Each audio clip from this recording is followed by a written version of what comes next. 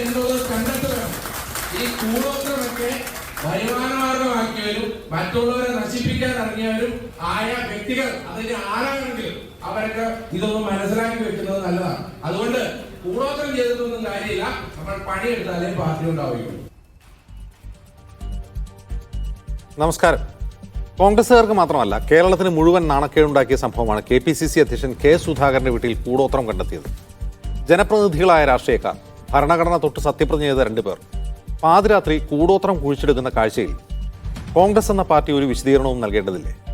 സ്വാഗതം സ്പെഷ്യൽ എഡിഷനിലേക്ക്. നമ്മുടെ അതിഥികളായി CPM വക്താവ് SK സജീഷ്, കോൺഗ്രസ് സഹയാത്രികൻ J. അജിത് കുമാർ, ജ്യോതിഷി സന്തോഷ് നായർ, യുക്തിവാദിയായ പ്രശാന്ത് അപ്പുൽ എന്നിവർ.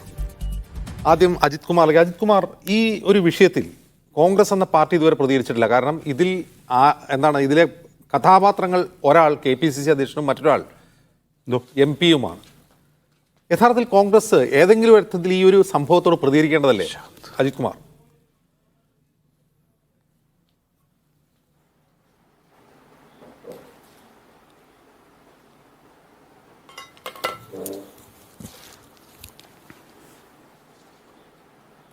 അജിത് കുമാർ കേൾക്കുന്നുണ്ടോ?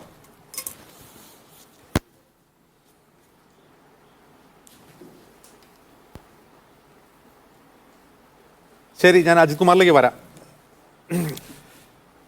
സജീഷ്, ഇത് ഒരു രാഷ്ട്രീയ നേതാവ് കൂടോത്രം ചെയ്തു എന്നുള്ളതല്ലല്ലോ പ്രശ്നം.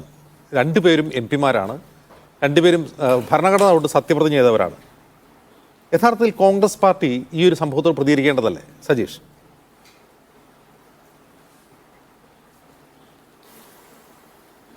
കോൺഗ്രസിന് ഈ വിഷയത്തിനകത്ത് പ്രതികരിക്കാൻ വേണ്ടി കഴിയില്ല. കാരണം ഇതിൽ 1-2 വിഷയങ്ങൾ നിലനിൽക്കുന്നുണ്ട്. അതിലൊന്ന് താങ്കൾ പറഞ്ഞ നമ്മുടെ രാജ്യത്തിൻ്റെ ഭരണഘടന ഉൾപ്പെടെ ഇത്തരത്തിലുള്ള കൂടോത്രം ഉൾപ്പെടെയുള്ള അസംബന്ധങ്ങൾക്കും അതുപോലെ തന്നെ അന്ധവിശ്വാസങ്ങൾക്കും അനാചാരങ്ങൾക്കും എല്ലാം എതിരാണ്. ആ ഭരണഘടന ഉയർത്തിപ്പിടിക്കുന്ന ആളുകൾ തന്നെയാണ് ഈ കാര്യങ്ങൾ ചെയ്യുന്നത് എന്നത് ഒരു തരത്തിൽ താങ്കൾ നേരത്തെ പറഞ്ഞ പോലെ തന്നെ അവർ മറുപടി പറയേണ്ട കാര്യമാണ്. പക്ഷേ മറ്റൊരു തരത്തിൽ കാണുമ്പോൾ കോൺഗ്രസ് എത്തിച്ചേർന്നിരിക്കുന്ന ചില പ്രശ്നങ്ങളുണ്ട്. ആ പ്രശ്നങ്ങൾ അവരുടെ സംഘടനാപരമായ പ്രശ്നമാണ്. അധികാരം കൈക്കലാക്കാൻ വേണ്ടി എന്തും ചെയ്യുന്ന നിലയിലേക്ക് കോൺഗ്രസ് മാറിയിരിക്കുന്നു. അധികാരം കൈക്കലാക്കാൻ വേണ്ടി കൂടെയുള്ള ആളുകളെ ഏത് രീതിയിലും ഇല്ലായ്മ ചെയ്യാനാണ് ഇവർ പരിശ്രമിക്കുന്നത്. അതിൻ്റെ ഭാഗമായിട്ടാണല്ലോ ഈ അന്ധവിശ്വാസത്തിൻ്റെ പുറകെ പോയിക്കൊണ്ടിരിക്കുന്നത്.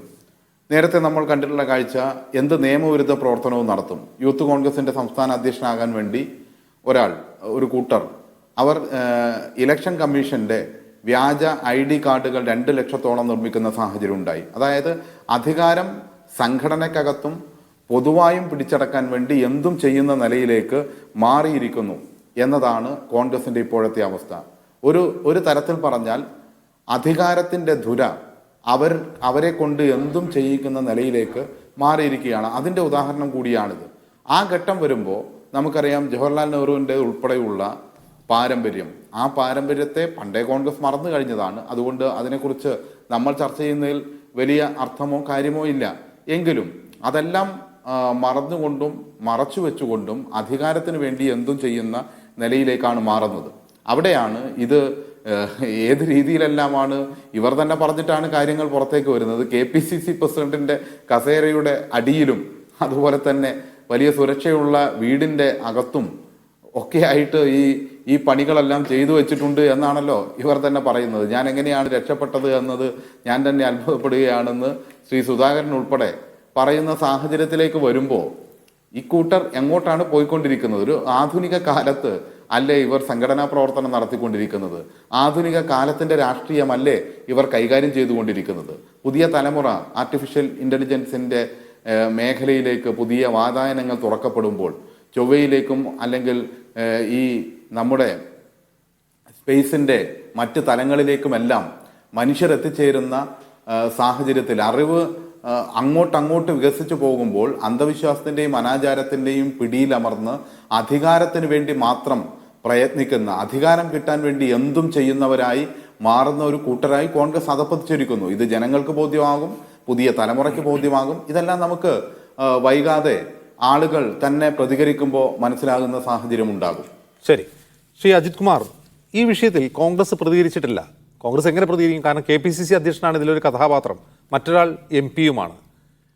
നെഹ്റുവിൻ്റെ പാരമ്പര്യമുള്ള കോൺഗ്രസ് ആണോ ഇത് എന്ന് നാട്ടുകാർ ചോദിക്കുന്ന സ്ഥിതിയായില്ലേ? തീർച്ചയായും ഇതിനകത്ത് കേവലം ഒരു രാഷ്ട്രീയ കാഴ്ചപ്പാടിൽ കൂടി മാത്രമല്ല ഈ വിഷയത്തെ സമീപിക്കേണ്ടതെന്ന് തോന്നുന്നു. ഇതിപ്പോൾ കോൺഗ്രസ് പാർട്ടിക്കുള്ളിലുള്ള ഒരു സംഭവം എന്ന് പോലും പറഞ്ഞുകൂടാ, കോൺഗ്രസ് പാർട്ടിയുടെ വിഷയം പോലും അല്ല ഇത് രണ്ട് വ്യക്തികൾ തമ്മിലുള്ള പ്രശ്നമാണെന്ന് പോലും പറയാൻ കഴിയില്ല. ഇപ്പോൾ KPCCയുടെ അധ്യക്ഷനാണ് ശ്രീ K. സുധാകരൻ. അദ്ദേഹം കണ്ണൂർ എന്നുള്ള ലോക്സഭാ അംഗമാണ്.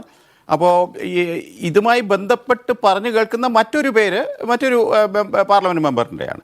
അപ്പോൾ ഇങ്ങനെയുള്ള ഇതൊക്കെ വളരെ അത്യന്തം എന്താ പറയുക, നമുക്ക് ശോചനീയമായൊരു സാഹചര്യമാണ്. ഇത് ഈ പറഞ്ഞ നമ്മൾ ഈ നൂറ്റാണ്ടിൻ്റെ ഒരു കാൽഭാഗം കൂടെ നമ്മൾ പിന്നിട്ട് കഴിഞ്ഞിരിക്കുകയാണ്. അതോടൊപ്പം തന്നെ നമ്മുടെ ശാസ്ത്രം വേഗം മുന്നോട്ട് കുതിച്ചുകൊണ്ടിരിക്കുകയാണ്. അപ്പോൾ ഇങ്ങനെയുള്ള ഒരു സാഹചര്യത്തിൽ ഈ പറഞ്ഞതുപോലെയുള്ള ഈ കൂടോത്രമെന്നോ അല്ലെങ്കിൽ ദുർമന്ത്രവാദം അല്ലെങ്കിൽ ഇങ്ങനെയുള്ള ദുരാചാരങ്ങൾ ഇതിലൊക്കെ ഇപ്പോഴും മനുഷ്യൻ വിശ്വസിക്കുന്നുണ്ട് എന്നുള്ളത് അങ്ങേയറ്റം അപലപനീയമാണ്, വളരെ ശോചനീയമായൊരവസ്ഥയാണ്. അതോടൊപ്പം ഇത് വളരെ പരിഹാസ്യം കൂടിയാണ്. ഇത് എനിക്ക് തോന്നുമായിരുന്നു ഇതൊരു അപഹാസ്യ നാടകം എന്ന് പറയാവുന്ന പോലെ. ഇപ്പോൾ KPCC അധ്യക്ഷൻ്റെ കണ്ണൂരെ അദ്ദേഹത്തിൻ്റെ വീട്ടിൽ നിന്നാണ് എന്തൊക്കെയോ സാധനങ്ങൾ കണ്ടെത്തി എന്ന് പറയും. അപ്പോൾ ഇപ്പോൾ പുറത്തു വന്ന ചില കാര്യങ്ങളനുസരിച്ച് തിരുവനന്തപുരത്തെ KPCC ആസ്ഥാന മന്ദിരമായ ഇന്ദിരാഭവനിലെ അദ്ദേഹത്തിൻ്റെ ഓഫീസ് മുറിയിൽ അദ്ദേഹം KPCC പ്രസിഡന്റ് ഇരിക്കുന്ന കസേരയുടെ കീഴിൽ ഇതുപോലെ എന്തോ യന്ത്രമോ മന്ത്രമോ കുതന്ത്രമോ എന്തൊക്കെയോ ചെയ്തു വെച്ചിട്ടുണ്ടായിരുന്നു എന്നുകൂടി പിന്നീട് ഇപ്പോൾ പുറത്തു വരുന്നുണ്ട്. അപ്പോൾ ഇതൊക്കെ എന്താണ് ഇതിൻ്റെയൊക്കെ പിന്നിലുള്ളതെന്നുള്ളതിനെക്കുറിച്ച് തീർച്ചയായും പാർട്ടി ഒരു ആത്മപരിശോധന നടത്തണം. ഇതിനകത്ത് ഞാൻ പറഞ്ഞെങ്കിൽ ഈ പാർട്ടിക്കകത്തെ വിഷയമല്ല ഇത്, ഒരു വ്യക്തിയെ അജിത് കുമാർ പറഞ്ഞു തുടങ്ങിയത് രാഷ്ട്രീയ വിഷയമല്ല എന്നാണ്. ഇപ്പോൾ KPCC അധ്യക്ഷന്റെ വീട്ടിലും അദ്ദേഹത്തിന്റെ തിരുവനന്തപുരത്തെ വീട്ടിലും ഇന്ദിരാഭവനിൽ അദ്ദേഹത്തിന്റെ കസേരക്കടിയിലും യന്ത്രം കുഴിച്ചിടുന്നത് ഒരു വ്യക്തി എന്ന നിലയിൽ K. സുധാകരൻ ഉന്മൂലനം ചെയ്യാനല്ലോ, അദ്ദേഹത്തിന്റെ അധികാരമായിരിക്കുമല്ലോ ലക്ഷ്യം. എന്ന് മാത്രമല്ല, ഇങ്ങനെ കൂടോത്രം ചെയ്യപ്പെടുന്ന ആദ്യത്തെ KPCC അധ്യക്ഷനല്ല. സുധീരന്റെ വീട്ടിൽ നിന്ന് കിട്ടിയിട്ടുണ്ട്, ഇതുപോലെ സുധീരന്റെ വീട്ടിൽ നിന്ന് കൂടോത്രം കിട്ടിയിട്ടുണ്ട്. അപ്പോൾ കോൺഗ്രസിന് ഇത് സ്ഥിരം പരിപാടിയല്ലേ? തിരുവനന്തപുരത്ത് ഇത് കോൺഗ്രസിന്റെ ഒരു പാർട്ടി പരിപാടിയായിട്ട് ഇതിനെ നമ്മൾ വിവക്ഷിക്കേണ്ടതില്ല. തീർച്ചയായും ശ്രീ VM സുധീരൻ്റെ തിരുവനന്തപുരം നഗരത്തിലെ ഗൗരീശോട്ടം എന്ന് പറഞ്ഞ സ്ഥലത്തുള്ള അദ്ദേഹത്തിൻ്റെ വീട്ടിലെ മതിൽക്കെട്ടിനുള്ളിൽ നിന്നും ഇതുപോലെയുള്ള സാമഗ്രികൾ കുറേ കാലം മുമ്പ് കണ്ടെത്തിയെന്ന് പിന്നീട് വെളിപ്പെടുകയുണ്ടായി. അപ്പോൾ ഇതിൽ ഒരു ആത്മപരിശോധന വ്യക്തികൾ നടത്തണം, പ്രസ്ഥാനവും നടത്തേണ്ടതുണ്ട്. ഇപ്പോൾ ശ്രീ സുധാകരനെ സംബന്ധിച്ചിടത്തോളം അദ്ദേഹം എല്ലാ കാലത്തും ഒരു ശത്രുക്കളാൽ വലയം ചെയ്യപ്പെട്ട ഒരു രാഷ്ട്രീയ നേതാവ് കൂടിയാണ് അദ്ദേഹം. പ്രത്യേകിച്ച് നമുക്കറിയാം, ഞാൻ പറയുമ്പോൾ ശ്രീ സജീഷൊക്കെ ശ്രമിക്കുക, പ്രത്യേകിച്ച് കണ്ണൂർ രാഷ്ട്രീയ സാഹചര്യങ്ങൾ നമുക്കറിയാം. ഒരുപാട് അതിജീവനങ്ങൾ കടന്നു വന്ന വ്യക്തിയാണ് ശ്രീ സുധാകരൻ. അപ്പോൾ അദ്ദേഹത്തിന് തീർച്ചയായും രാഷ്ട്രീയമായും വ്യക്തിപരമായിട്ടും ഒക്കെ ചില ശത്രുക്കളൊക്കെ ഉണ്ടാകാം. ആരും അജാത ശത്രുക്കളൊന്നും അല്ലല്ലോ പ്രത്യേകിച്ച് രാഷ്ട്രീയ നേതാക്കന്മാർ. അപ്പോൾ ഒരു ശത്രുവിനെ ഇല്ലായ്മ ചെയ്യാൻ, അല്ലെങ്കിൽ ഉന്മൂലനം ചെയ്യാൻ, അനിഹിലേഷൻ തിയറി എന്ന് പറയുന്ന അതിൽ വിശ്വസിച്ച് ഈ പറഞ്ഞ പോലെ ഈ കൂടോത്രം എന്നൊക്കെ പറയുന്നതിൽ നമ്മൾ നാട്ടിൻപുറത്തൊക്കെ, ഞാനൊരു നാട്ടിൻപുറത്ത് ജനിച്ചു വളർന്ന ആളായിട്ട് പണ്ട് കേട്ടിട്ടുണ്ട് ഇതുപോലെ കൂടോത്രവും ദുർമന്ത്രവാദവും ഇതിനെക്കുറിച്ച് കേട്ടിട്ടുണ്ട്. അപ്പോൾ അതിനകത്ത് ഈ കോഴിയുടെ പിന്നെ തല, കോഴിയെ ബലി കൊടുത്ത അതിൻ്റെ അവശിഷ്ടം, അതുപോലെ കോഴി മുട്ടയ്ക്കകത്ത് എന്തൊക്കെയോ ചെയ്ത് വെക്കുന്നുണ്ടാകും, പിന്നെ തകിട്, ഏലസ് എന്നൊക്കെ പറഞ്ഞാൽ ഇതൊക്കെ നമുക്ക് പറയാൻ തന്നെ ലജ്ജയുണ്ട് ഈ കാലഘട്ടത്തിൽ. അപ്പോൾ ഇതിലൊക്കെ മന്ത്രമോ തന്ത്രമോ അല്ലെങ്കിൽ ഇത് ആരെങ്കിലും ഒന്ന് അദ്ദേഹത്തിൻ്റെ അധികാരം നഷ്ടപ്പെടുത്താനോ അല്ലെങ്കിൽ അദ്ദേഹത്തിൻ്റെ ആരോഗ്യം ക്ഷയിപ്പിക്കാനോ അല്ലെങ്കിൽ ഇല്ലായ്മ ചെയ്യാനോ ഒക്കെയുള്ള ദുഷ്ടലാക്കായിരിക്കണം ഇതിൻ്റെ പിന്നിൽ. അല്ലാതെ ഇത് നന്നാക്കിയെടുക്കാനുള്ളൊരു സാധനമല്ല ഇത്. തീർച്ചയായിട്ടും അതിനിങ്ങനെ ചെയ്യേണ്ട കാര്യമില്ല.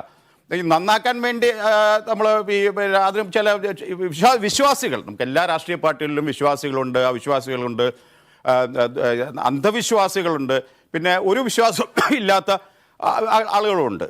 അപ്പോൾ ഇതിനകത്ത് നമ്മൾ കാണേണ്ട ഒരു കാര്യം എന്ന് പറയുന്നത് ശ്രീ സുധാകരനെ ആര് ലക്ഷ്യം വയ്ക്കുന്നു എന്നുള്ളത് ഒരു വലിയ ചോദ്യമാണ്. അതിന് ഉത്തരം തേടേണ്ടതുണ്ട്, ഉത്തരം ലഭിച്ചേ മതിയാവും. അതോടൊപ്പം അദ്ദേഹത്തിനെ ശാരീരികമായി തളർത്താനാണോ അല്ലെങ്കിൽ ഇല്ലായ്മ ചെയ്യാനാണോ എന്നൊക്കെ ഉള്ളതും അതൊന്നും ഇപ്പോൾ നമുക്ക് കണ്ടെത്താൻ അത്ര എളുപ്പമാണെന്നും തോന്നുന്നില്ല. പ്രത്യേകിച്ച് ഇതിന്റെ പേരിൽ ഇപ്പൊ കൂടുതലായിട്ട് പോലീസ് ആര് ചെയ്തു എന്നതുപോലെ തന്നെ പ്രധാനമാണ് ആ കൂടോത്രം ചെയ്ത് തനിക്ക് ഫലിക്കുന്നുണ്ട്, തനിക്ക് അസുഖങ്ങൾ വന്നു എന്നൊക്കെ അദ്ദേഹം വിശ്വസിക്കുന്ന ഒരു പ്രശ്നമല്ലേ? അല്ലല്ല, അത് ഞാനത് അദ്ദേഹം അതൊരു ഗൗരവതരമായിട്ട് കാണുന്നു എന്ന് ഞാൻ കരുതുന്നില്ല. ഒരു പക്ഷേ അയ്യോ ഇതേതോ എന്തിൻ്റെ കാലിൻ്റെ രൂപമാണല്ലോ, അയ്യോ എനിക്ക് എൻ്റെ കാലിന് ക്ഷീണമുണ്ട്, പിന്നെ ഇത് തലയാണല്ലോ, അയ്യോ എനിക്ക് തലവേദന ഉണ്ടെന്നൊക്കെ അദ്ദേഹം ഒരു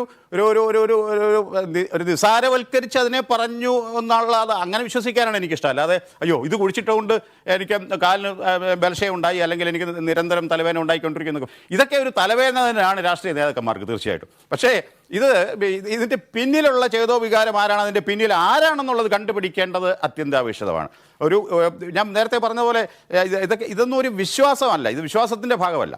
ഇപ്പോൾ അതുപോലെ നമ്മുടെ ക്ഷേത്രങ്ങളിൽ പോലും ചിലർ ഇത് ചെയ്യുന്നുണ്ട്. ശത്രു സംഹാര പൂജ എന്നും പറഞ്ഞിട്ടുണ്ട്. ഈ ശത്രുവിനെ അങ്ങ് നിഗ്രഹിച്ചേക്കാൻ അല്ലെങ്കിൽ അവന് നശിച്ചു പോട്ടെ എന്നുള്ള ആഗ്രഹത്തോടെ പേരും നാളും പറഞ്ഞ് ശത്രു സംഹാര പൂജ, അതിനുവേണ്ടി വെടിവഴിപാടെന്നൊക്കെ പറഞ്ഞുള്ള ചില അനാചാരങ്ങളുടെ ഭാഗമാണ് ഇതൊക്കെ ഒരു നേരത്തെ പറഞ്ഞതുപോലെ പണ്ഡിറ്റ് നെഹ്റുവിൻ്റെ പേര് എടുത്ത് ശ്രീ സജീഷും പറയുകയുണ്ടായി, ശ്രീ അജംസും പറഞ്ഞല്ലോ.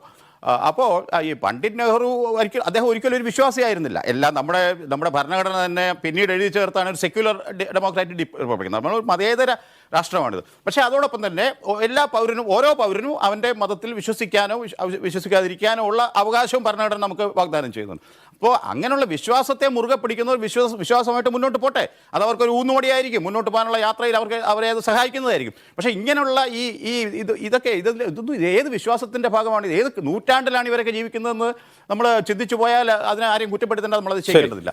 അപ്പോൾ തീർച്ചയായും ഈ ശ്രീ സുധാകരനെ ലക്ഷ്യം വയ്ക്കുന്നുണ്ട് ആരോ, അത് പാർട്ടിക്കുള്ളിൽ നിന്ന് തന്നെയാണോ, അല്ലെങ്കിൽ പാർട്ടിക്ക് പുറത്താണോ, അല്ലെങ്കിൽ തിരുവനന്തപുരത്തു നിന്നുള്ളവരാണോ, കണ്ണൂരിൽ നിന്നുള്ളവരാണോ, ഇനി മറ്റേതെങ്കിലും സ്ഥലത്തുള്ളവരാണോ എന്നൊക്കെ അതൊക്കെ പുറത്തു വരേണ്ട, അല്ലെങ്കിൽ ഉത്തരം ലഭിക്കേണ്ട ചോദ്യങ്ങളാണ് ശ്രീ അജിംസ്. ശരി, ശ്രീ സന്തോഷ് നായർ, ഈ നൂറ്റാണ്ടിൽ 21-ാം നൂറ്റാണ്ടിൽ ഇങ്ങനെയൊക്കെ സംഭവിക്കുമെന്ന് വെച്ചാൽ ഇവിടെ നരബലി പോലും നടന്നൊരു നാടാണ് കേരളം. അപ്പോൾ ഇതിനൊക്കെ ടേക്കേഴ്സ് ഉണ്ട്, ഇതിനൊക്കെ നല്ല ആവശ്യക്കാരുണ്ട് എന്നുള്ള ഉറപ്പാണ്. ഇപ്പോൾ ഈ സുധാകരൻ്റെ കാര്യത്തിൽ തന്നെ പത്തനംതിട്ട സ്വദേശിയായ ഏതോ ഒരു ആളാണ് ഇതൊക്കെ ചെയ്തത് എന്നും പറയുന്നു, അയാളാണ് അത് കുഴിച്ചെടുക്കുന്നത്. യഥാർത്ഥത്തിൽ ഇത് ചെയ്യുന്ന ആളുകളിൽ ഈ ജ്യോതിഷിമാരാണോ, അത് ആരാണ് ഇതൊക്കെ ചെയ്യാൻ നടക്കുന്നത്? അല്ല, ജ്യോതിഷിമാർ എന്തായാലും ഇതിൽ പങ്കുള്ളതായിട്ട് കാണുന്നില്ല. ജ്യോതിഷിമാർക്ക് ഇതിൽ പങ്കില്ല. കാര്യം ഇത് മന്ത്രവാദത്തിൻ്റെയും അന്ധവിശ്വാസത്തിൻ്റെയും അനാചാരത്തിൻ്റെയും ഭാഗമായിട്ടാണ്. അപ്പോൾ ഞാൻ കലീക ജ്യോതിഷനാണ്, സ്വാഭാവികമായിട്ട് അന്ധവിശ്വാസത്തെ അനാചാരത്തെയൊക്കെ എതിർക്കുന്ന ഒരാളാണ്. അപ്പോൾ ഇതിൻ്റെ അകത്ത് പലതും നമ്മൾ കാണുന്നതല്ല ശരി. അപ്പോൾ ഇതിൻ്റെ സത്യാവസ്ഥ എന്താണ് എന്നുള്ളതാണ് നമ്മൾ മനസ്സിലാക്കാനുള്ളത്. ഈ കൂടോത്രം എന്ന് എടുക്കാൻ വരുന്നവർ ഇത്ര ഷാർപ്പായിട്ട് ആ സ്ഥലത്ത് നിന്ന് എടുക്കുന്നത് ഈ സാധനങ്ങളൊക്കെ അവരാണ് കൊണ്ടുവരുന്നത്. അവർ കൊണ്ടുവന്നിട്ടാണ് അവരത് എടുക്കുന്നത്. അപ്പോൾ ഇത് 1 വർഷം 1.5 വർഷത്തിന് മുമ്പേ ഉള്ളതാണെങ്കിൽ നമുക്ക് പഴക്കം നോക്കാമല്ലോ. അപ്പോൾ പഴക്കം നോക്കാതിരിക്കാൻ ഒരു ബക്കറ്റ് കൊണ്ടുവന്നു, അതിൽ കളറുണ്ട്. ഈ തലയുടെയും കാലിൻ്റെയും, ഇപ്പം സുധാകർജിക്ക് തലയ്ക്ക് ഇങ്ങനെ പെരുക്കമുണ്ട്, അല്ലെങ്കിൽ കാലുണ്ട്, ഇതെല്ലാം മനസ്സിലാക്കിയിട്ട് ഇതൊരു സെറ്റപ്പായിട്ട് വരികയാണ്. ഇത് എടുക്കുന്നതെല്ലാം ഒരാളാണ്. അദ്ദേഹത്തിനെ സംബന്ധിച്ചോളം അദ്ദേഹത്തിന് ഒരു അറിവുമില്ല. ജ്യോതിഷം എന്ന് പറയുന്നത് യൂണിവേഴ്സിറ്റി ഉള്ളൊരു സംരംഭമാണ്, അതൊരു അന്ധവിശ്വാസത്തിൻ്റെ ഭാഗമല്ല. ഇപ്പം നമ്മൾ ആയുർവേദ ഡോക്ടർ പഠിക്കണമെങ്കിൽ അവർക്ക് ജ്യോതിഷം ഒരു സബ്ജക്റ്റാണ്. അപ്പോൾ സ്വാഭാവികമായിട്ട് ജ്യോതിഷം യൂണിവേഴ്സിറ്റി ഉള്ള സംരംഭമാണ്. അപ്പോൾ നിരീശ്വരവാദികളെല്ലാ പേരും കൂടെ ബഹുമാനപ്പെട്ട സുപ്രീം കോടതിയിൽ പോയിട്ട് ഇത് നിരോധിക്കണമെന്ന് പറഞ്ഞു. അപ്പോൾ നിരോധിക്കാൻ പറ്റത്തില്ല, കാരണം ഇത് യൂണിവേഴ്സിറ്റി ഉള്ള 100 കണക്കിന് ടെസ്റ്റുള്ള ഒരു സംരംഭമാണ്. അപ്പോൾ അതുകൊണ്ട് ജ്യോതിഷന്മാരെ ഇതിനകത്ത് കൂട്ടിക്കലർത്തരുത്. ജ്യോതിഷം വേറെയാണ്, കൂടോത്രം വേറെയാണ്. അപ്പോൾ ഈ അറിവില്ലാത്തവരാണ് ഈ കൂടോത്രം എന്നൊക്കെ പറയുന്നത്. അപ്പോൾ ഞാൻ എപ്പോഴും പറയാറുണ്ട്, പണ്ടുള്ള കാലത്ത് രാജഭരണകാലത്ത് സാധുക്കളെ അല്ലെങ്കിൽ ഭയമുള്ളവരെ ഭയപ്പെടുത്താൻ വേണ്ടി, അതായത് താഴ്ന്ന ജാതിയിലുള്ളവരെ ഭയപ്പെടുത്താൻ മേൽജാതിയിലുള്ളവർ കണ്ടുപിടിച്ചതാണ് ഈ കൂടോത്രം. ഈ കൂടോത്രത്തിൽ ശരിക്കും ഒന്നുമില്ല, സത്യവുമില്ല. ഇതൊരു ഭയത്തിൻ്റെ ഭാഗമാണ്. ഇപ്പോൾ പുറത്തിറങ്ങാതിരിക്കാൻ ഇങ്ങനെ ഒരു ഇത് പറയുക, അപ്പോൾ അവർ പുറത്തിറങ്ങാതിരിക്കും. അപ്പോൾ സ്വാഭാവികമായിട്ട് അവരുടെ കാര്യങ്ങളൊക്കെ നടക്കും. അപ്പോൾ ഈ കൂടോത്രം എന്ന് പറയുന്നത്, ഞാൻ തന്നെ കർണാടകയിൽ ഒരു കോൺഗ്രസ് MLA എക്സ്-MLA വീട്ടിൽ ഇതുപോലെ പോയിട്ടുണ്ട്. അവിടെ ഞാൻ പോയി ബോധവൽക്കരിച്ചാണ്, സാർ ഇങ്ങനെ കൂടോത്രമൊന്നുമില്ല. പക്ഷേ അദ്ദേഹം വിശ്വാസിയാണ്. ഈ വിശ്വാസികളെ സംബന്ധിച്ചോളം നമ്മൾ സത്യം പറഞ്ഞാലും അവരുടെ മനസ്സിലൊരു തോന്നൽ വന്നു കഴിഞ്ഞാൽ പിന്നെ അതുകൂടെ മാറുള്ളൂ. അപ്പോൾ നമ്മൾ മണിച്ചിത്രത്താഴ് എന്ന് പറഞ്ഞൊരു സിനിമ നമ്മൾ കണ്ടു, ഈ നൂറ്റാണ്ടിലെ സിനിമയാണ്. അതിനകത്ത് കണ്ടോ, ഒരു സൈക്കോളജിക്കൽ ടിപ്സ് അപ്ലൈ ചെയ്യണം, അല്ലാതെ അത് മാറ്റാൻ പറ്റത്തില്ല. അത് വളരെ ശരിയാണ്, മെഡിക്കൽ സയൻസിന് അത് മാറ്റാൻ പറ്റില്ല. വിശ്വാസം കൊണ്ട് ഒരു വിശ്വാസിയുടെ മനസ്സിൽ എന്തെങ്കിലും പ്രയാസം വന്നിട്ടുണ്ടെങ്കിൽ അത് വിശ്വാസം കൊണ്ടേ മാറ്റാൻ പറ്റുള്ളൂ. ഉദാഹരണത്തിന് ഇന്നാളൊരു സ്ത്രീ ഇവിടെ വന്നു, അവരുടെ കണ്ണടഞ്ഞേ ഇരിക്കുകയുള്ളൂ. തിരുവാതിര നക്ഷത്രത്തിലാണ് ജനിച്ചത്, ഒരു ഡോക്ടറുടെ ഭാര്യയാണ്. സ്വാഭാവികമായിട്ട് അവർക്ക് ആശുപത്രിയിലൊക്കെ കാണിച്ചപ്പോൾ ഒരു കുഴപ്പമില്ല. അപ്പം ഞാൻ എന്ത് ചെയ്തു, ശിവദീക്ഷ എടുത്ത ഞാൻ നാരായം എടുത്തിട്ട് അവരുടെ കണ്ണിൽ ഇങ്ങനെ ആക്കി, ഉടൻ തന്നെ അവർക്ക് കണ്ണു തുറന്നു. അപ്പോൾ അവരുടെ വിശ്വാസം കൊണ്ടാണ് ആ കണ്ണടഞ്ഞിരിക്കുന്നത്. സ്വാഭാവികമായിട്ട് അങ്ങനെയാണ് ഇവിടെ സംഭവിച്ചത്. ഇത് ആരോ മുതലെടുക്കാൻ വേണ്ടി ചെയ്തൊരു കാര്യമാണ്, അല്ലാതെ ടൈൽസൊക്കെ ഇട്ട സാധനങ്ങൾ കുരിക്കാൻ പറ്റില്ല. ഇത്രയും ക്യാമറയും സെറ്റപ്പും എല്ലാം ഉള്ളത് നമുക്കത് ചെയ്യാൻ പറ്റില്ല. ഇതാരോ ഒന്നീ സ്വാധീനിക്കാൻ വേണ്ടിയോ അല്ലെങ്കിൽ ഇങ്ങനെ എടുത്ത് അദ്ദേഹത്തിനെ സ്വാധീനിച്ച് അദ്ദേഹത്തിൽ നിന്ന് കുറേ കാര്യങ്ങൾ നേടാനോ അങ്ങനെ എന്തോ ആണ്. ഒരിക്കലും ഇങ്ങനെ എടുക്കാൻ പറ്റില്ല. ഞാൻ തന്നെ വെല്ലുവിളിച്ചിട്ടുണ്ട്, എത്ര കോടി രൂപ വേണമെങ്കിലും ഞാൻ കൊടുക്കാം, ഞാനൊരു സാധനം ഒരു സ്ഥലത്ത് കുഴിച്ചു വയ്ക്കാം, ഈ പറഞ്ഞ ആളിനെ എടുക്കാൻ പറ്റുമോ? പറ്റത്തില്ല. അത് ഞാൻ കർണാടകയിൽ ആ വീട്ടിൽ തെളിയിച്ചതാണ്. അപ്പോൾ ആ വന്ന ആളിന് അത് മനസ്സിലായി, എനിക്കതിനെക്കുറിച്ച് അറിയാമെന്ന്. അപ്പോൾ അദ്ദേഹം അവിടെ നിന്ന് മാറിപ്പോയി, എനിക്ക് സമയമായി എന്നൊക്കെ പറഞ്ഞിട്ട് പോയി. അപ്പം ഇങ്ങനെ ഇത് കൂടോത്രം അന്ധവിശ്വാസങ്ങളും അനാചാരങ്ങളും നമ്മൾ ഈ നൂറ്റാണ്ടിൽ കൊണ്ടുവരാൻ പാടില്ല. അത് ജ്യോതിഷവുമായിട്ട് നിങ്ങൾ ഒരിക്കലും കൂട്ടി കുഴയ്ക്കാൻ പാടില്ല. ജ്യോതിഷം എന്ന് പറയുന്നത് സന്തോഷ് നായർ, ഞാൻ കാര്യം ചോദിച്ചു, ഞാൻ എനിക്ക് ഈ കാര്യങ്ങളൊക്കെ സിനിമയിൽ കണ്ടിട്ടുള്ള അറിവേ ഉള്ളൂ. എനിക്ക് ഇതിനെക്കുറിച്ച് ഒന്നും അറിയില്ല. അതുകൊണ്ട് ഞാനൊരു സംശയം ചോദിക്കുകയാണ്. സാധാരണ രീതിയിൽ ഈ മന്ത്രവാദമൊക്കെ അഡ്വൈസ് ചെയ്യുന്ന ആളുകൾ ഈ ജ്യോതിഷികളാണ്. ജ്യോത്സ്യൻ്റെ അടുത്ത് പോകുന്നു, അവർ ഈ പൂജ ചെയ്യൂ, അല്ലെങ്കിൽ ആ പൂജ ചെയ്യൂ, അല്ലെങ്കിൽ അത് ചെയ്യൂ, നിങ്ങളുടെ ഈ ദോഷം മാറും എന്നൊക്കെ ഉപദേശിക്കുന്നവരാണ്. ചെയ്യുന്നത് മറ്റാരോ ആയിരിക്കാം. നിങ്ങൾ അങ്ങനെയൊക്കെ ഉപദേശിക്കാറുണ്ടോ? അല്ലല്ല, അത് ഞാൻ ഇല്ല, ഞങ്ങളൊന്നും അങ്ങനെയൊന്നും പൂജകൾ എന്തെങ്കിൽ അത് നമ്മളത് ദൈവത്തിനെ പ്രസാദിപ്പിച്ചുകൊണ്ട് നമ്മുടെ ഒരു വിശ്വാസത്തിൻ്റെ പുറത്ത് നിന്നേ ചെയ്യുള്ളൂ. അത് ഒരിക്കലും ഒരാളുടെ നാശം, ഇപ്പം നേരത്തെ ഒരു ശത്രു സംഹാരം പറഞ്ഞു. ഈ ശത്രു സംഹാരം എന്ന് പറഞ്ഞാൽ ശരിക്കും ആൾക്കാർ തെറ്റിദ്ധരിച്ച് വച്ചിരിക്കുകയാണ്. ഈ ശത്രു സംഹാരം എന്താണ്? നമ്മളിലുള്ള അഹങ്കാരം, നമ്മളിലുള്ള ഈയിടെയായിട്ടുള്ള അസൂയ, കുശുമ്പ്, അതെല്ലാം മാറ്റാൻ വേണ്ടി നമ്മൾ സ്വയം അത് അവിടെ ചെന്നിട്ട് ചെയ്യുന്നതാണ്. ശത്രു സംഹാരം എന്ന് കേൾക്കുമ്പോൾ ആൾക്കാർ തെറ്റിദ്ധരിക്കുകയാണ്, എല്ലാവരും തെറ്റിദ്ധരിക്കുകയാണ്. സൂര്യൻ കിഴക്കുദിച്ച് പടിഞ്ഞാറ് അസ്തമിക്കുന്നു, പക്ഷേ അങ്ങനെ ഒരു പ്രോസസ്സിങ് ഇല്ല. ഇതൊരു അന്ധവിശ്വാസമാണ്. വിശ്വാസം നല്ലതാണ്, അന്ധവിശ്വാസം പാടില്ല. അമൃത് നല്ലതാണ്, അധികമായാൽ അമൃതും വിഷമാണ്. ഇവിടെ പഠിച്ച ജ്യോതിഷികൾ നല്ലതുപോലെ മനസ്സിലാക്കിയിട്ടുള്ളവർ ഒരിക്കലും കൂടോത്രത്തിന് നിർദ്ദേശിക്കില്ല. ഇപ്പോൾ അമ്പലത്തിൽ നിങ്ങളൊരു പൂജ ചെയ്തു, അത് ലോക സമസ്ത സുഖിനോ ഭവന്തുവാണ്. അവിടെ ഒരാൾക്ക് വേണ്ടി ഒന്നും ചെയ്യാൻ പറ്റില്ല, ഒരർച്ചന പോലും ചെയ്യാൻ പറ്റില്ല. അതിൻ്റെ പ്രാണപ്രതിഷ്ഠ അങ്ങനെയാണ്, അതിൻ്റെ മൂലമന്ത്രം അങ്ങനെയാണ്. ഇത് അവിടുത്തെ തന്ത്രിക്കറിയാം, പക്ഷേ ജനങ്ങൾക്ക് ഇത് അറിഞ്ഞൂടാ. നിങ്ങൾ ചെയ്യുന്നതിൻ്റെ ഒരു അംശമേ നിങ്ങൾക്ക് കിട്ടുള്ളൂ. അതാണ് ഈ സനാതന ധർമ്മത്തിൻ്റെ ഒരു പ്രത്യേകത. ലോക സമസ്ത സുഖിനോ ഭവന്തു. ഇപ്പം ഞാൻ തന്നെ ഒരു പ്രോഗ്രാം ചെയ്യുമ്പോഴും എല്ലാം പറയും, സുബ്ഹാനല്ലാഹ്, അൽഹംദുലില്ലാഹ്, അല്ലാഹു അക്ബർ, പിതാവിൻ്റെയും പുത്രൻ്റെയും പരിശുദ്ധാത്മാവിൻ്റെയും നാമത്തിൽ, ബ്രഹ്മ വിഷ്ണു മഹേശ്വരൻ എന്ന് പറഞ്ഞിട്ട് ലോക സമസ്ത സുഖിനോ ഭവന്തു. ഞാനിങ്ങനെ പറയുന്നതിൽ ഒരുപാട് പേര് ശത്രുക്കളുണ്ട്, പക്ഷേ ഞാൻ അങ്ങനെ പറഞ്ഞിട്ടേ ചെയ്യാറുള്ളൂ. അത് മനുഷ്യൻ്റെ ഇന്നത്തെ കാലഘട്ടം ചില കാര്യങ്ങൾ മാറ്റാനുണ്ട്. ഇപ്പം ജ്യോതിഷത്തെ അപ്ഗ്രേഡ് ചെയ്തുകൊണ്ടാണ് കലിയുഗ ജ്യോതിഷം. ഇപ്പോൾ ജ്യോതിഷം രചിച്ച കാലത്ത് ഒരു മനുഷ്യായുസ് 120 ഇന്ന് 120 വരെ ജീവിക്കുന്ന ഒരാളും ഇല്ല. അപ്പം നമുക്കതിനെ 85 മാറ്റണം. അങ്ങനെ അപ്ഗ്രേഡ് ചെയ്തുകൊണ്ടാണ് കലിയുഗ ജ്യോതിഷം രൂപപ്പെടുത്തിയത്. അപ്പോൾ എവിടെ അന്ധവിശ്വാസം കണ്ടാലും ഞാനത് ഏർക്കും. ഇപ്പം നരബലിയെക്കുറിച്ച് ഒരു പാർട്ട് വന്നിട്ട് അതങ്ങ് മാറി. പിന്നെ അവയവ മാഫിയാണോ എന്ന് പോലും ആരും തിരക്കുന്നില്ല. ഇതൊക്കെ ഒരു കുറച്ച് നാൾ ചർച്ച ചെയ്യും, അതങ്ങ് മാറും. ഇതിന് നിയമസാധ്യത ഇല്ല. ഇത് അങ്ങനെയാണ് കാര്യം. എന്നിട്ട് അത് ജ്യോതിഷത്തിൻ്റെ തലയിൽ വയ്ക്കും. ജ്യോതിഷവും ഇതുമായിട്ടൊരു ബന്ധമില്ല. ജ്യോതിഷികളെന്ന് വേഷം കെട്ടിയിരിക്കുന്ന ആൾക്കാർ ചെയ്തു കൂട്ടുന്ന കോപ്രായങ്ങളാണ്. യഥാർത്ഥ അറിവുള്ള ജ്യോതിഷന്മാർ ഇത് ചെയ്യില്ല. ശരി, ശ്രീ പ്രശാന്ത്, നമ്മൾ കഴിഞ്ഞ ദിവസം ഇതേപോലെ ഒരു കാര്യം ചർച്ച ചെയ്തേ ഉള്ളൂ. അത് ആ UP-യിൽ ഹാത്രസിലുണ്ടായ അപകടത്തെ തുടർന്ന് ഇത്തരത്തിൽ ആൾദൈവങ്ങൾക്കെതിരെയായിരുന്നു ആ ചർച്ച. പക്ഷെ നമ്മൾ ഇത്ര പെട്ടെന്ന് കേരളത്തിലേക്ക് ഈ ചർച്ച കൊണ്ടുവരേണ്ടി വരുമെന്ന് ഞാൻ പ്രതീക്ഷിച്ചു പോലുമില്ല. ഒന്ന് നോക്കൂ, ആരാണ് ഒരാൾ KPCC അധ്യക്ഷൻ, അദ്ദേഹം അതിൽ വിശ്വസിക്കുന്നുണ്ടോ ഇല്ലയോ എന്നുള്ളത് മറ്റൊരു കാര്യം. അദ്ദേഹത്തിൻ്റെ കൂടെ ഉള്ളത് ആരാണ്? ഒരു MP. ആ പാർട്ടിയുടെ സംസ്ഥാന അധ്യക്ഷൻ തന്നെ ഇത്തരത്തിൽ കാര്യങ്ങൾ ചെയ്യുമ്പോൾ ആ പാർട്ടി ഈ കാര്യം ഒന്ന് വിശദീകരിക്കണ്ടേ? പാർട്ടി ഇത് തള്ളിക്കളയണ്ടേ?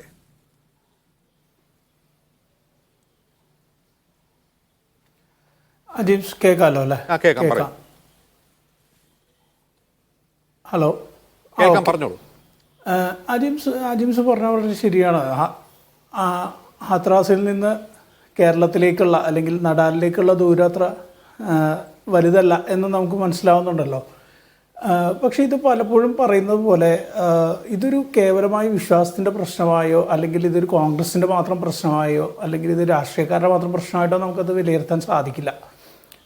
ഒന്ന് ആലോചിച്ച് നോക്കുക. ഇത് എന്താ പറയുക, മൾട്ടി ഫേസഡ് ആയിട്ടുള്ള അല്ലെങ്കിൽ പല മാനങ്ങളുള്ള ഒരു സംഗതി തന്നെയാണ് എന്നാണ് എനിക്ക് പറയാനുള്ളത്.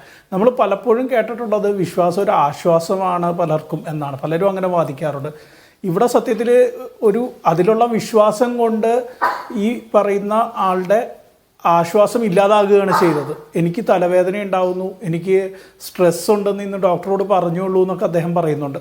ആള് ഉയിരോടുള്ളത് തന്നെ ഭാഗ്യം എന്നൊക്കെയാണ് അവർ പറയുന്നത്. അപ്പോൾ ആശ്വാസം മാത്രമല്ല ഉണ്ടാക്കുന്നതെന്ന് പറയാനാണ് ഞാൻ ഈ അവസരം ആദ്യമായിട്ട് ഉപയോഗിക്കുന്നത്.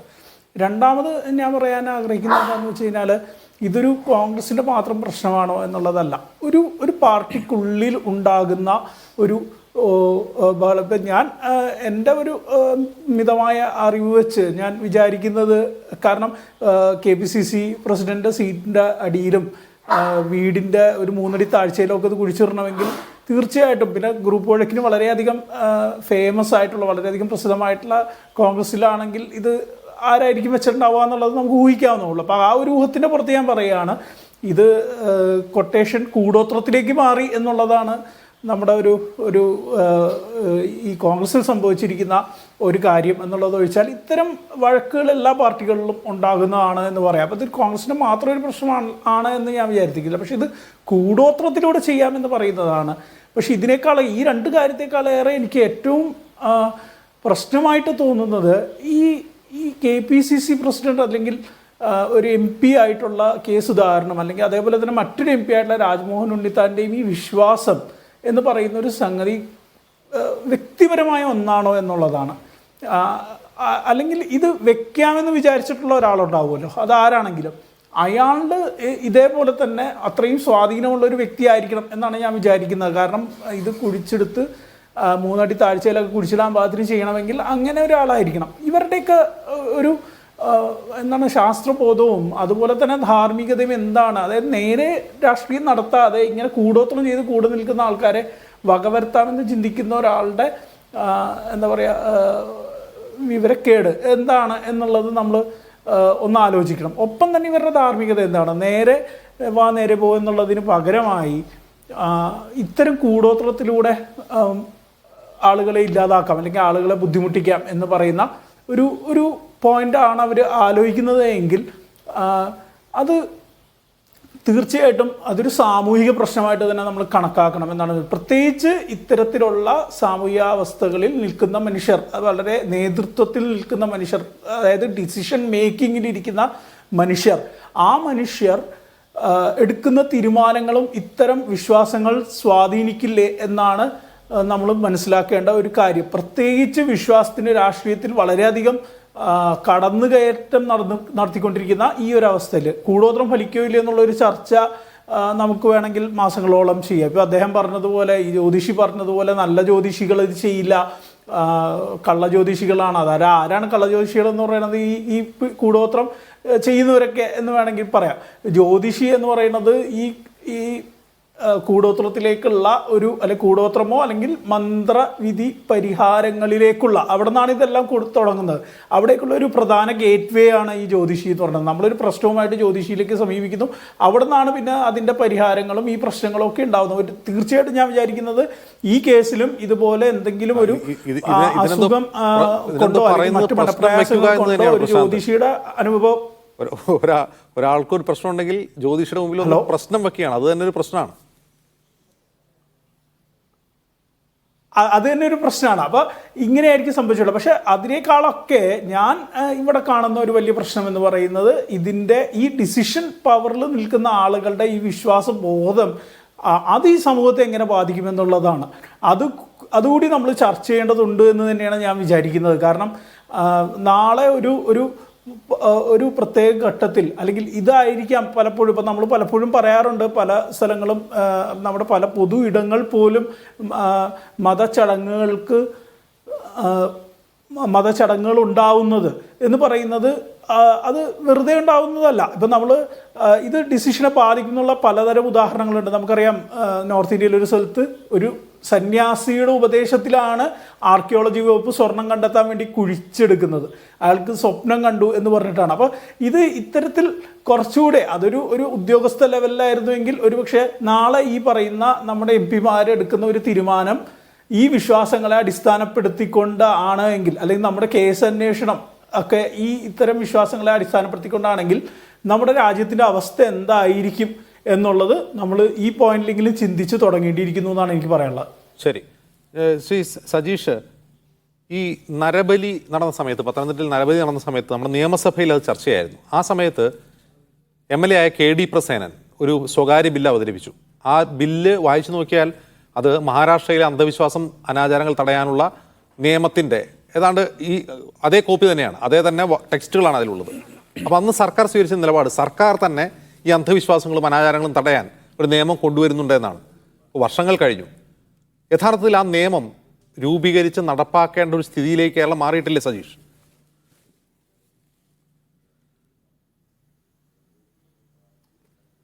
അതിനകത്ത് അത്തരം വിഷയങ്ങളൊക്കെ ഇപ്പോൾ ഇതുമായി ചേർത്ത് ചർച്ച ചെയ്യുന്നതിൽ വലിയ പ്രശസ്തിയുണ്ട് എന്ന് സജീഷ്, ഇത് ബ്ലാക്ക് മാജിക് അല്ലേ സജീഷ്? സജീഷ്, ബ്ലാക്ക് മാജിക് ആണ് ഇത് നിയമവിരുദ്ധമാണ്. അർത്ഥത്തിൽ ബ്ലാക്ക് മാജിക് അല്ലേ? അതെ, അത് തന്നെയാണ് ഞാൻ പറഞ്ഞത്. ഇവിടെ നമ്മളിപ്പോൾ നിങ്ങളുടെ ചോദ്യത്തിൽ തന്നെ ഉണ്ടായിരുന്നത് പിന്നിലാര് എന്നുള്ള ചോദ്യം വരെ ഉണ്ട്.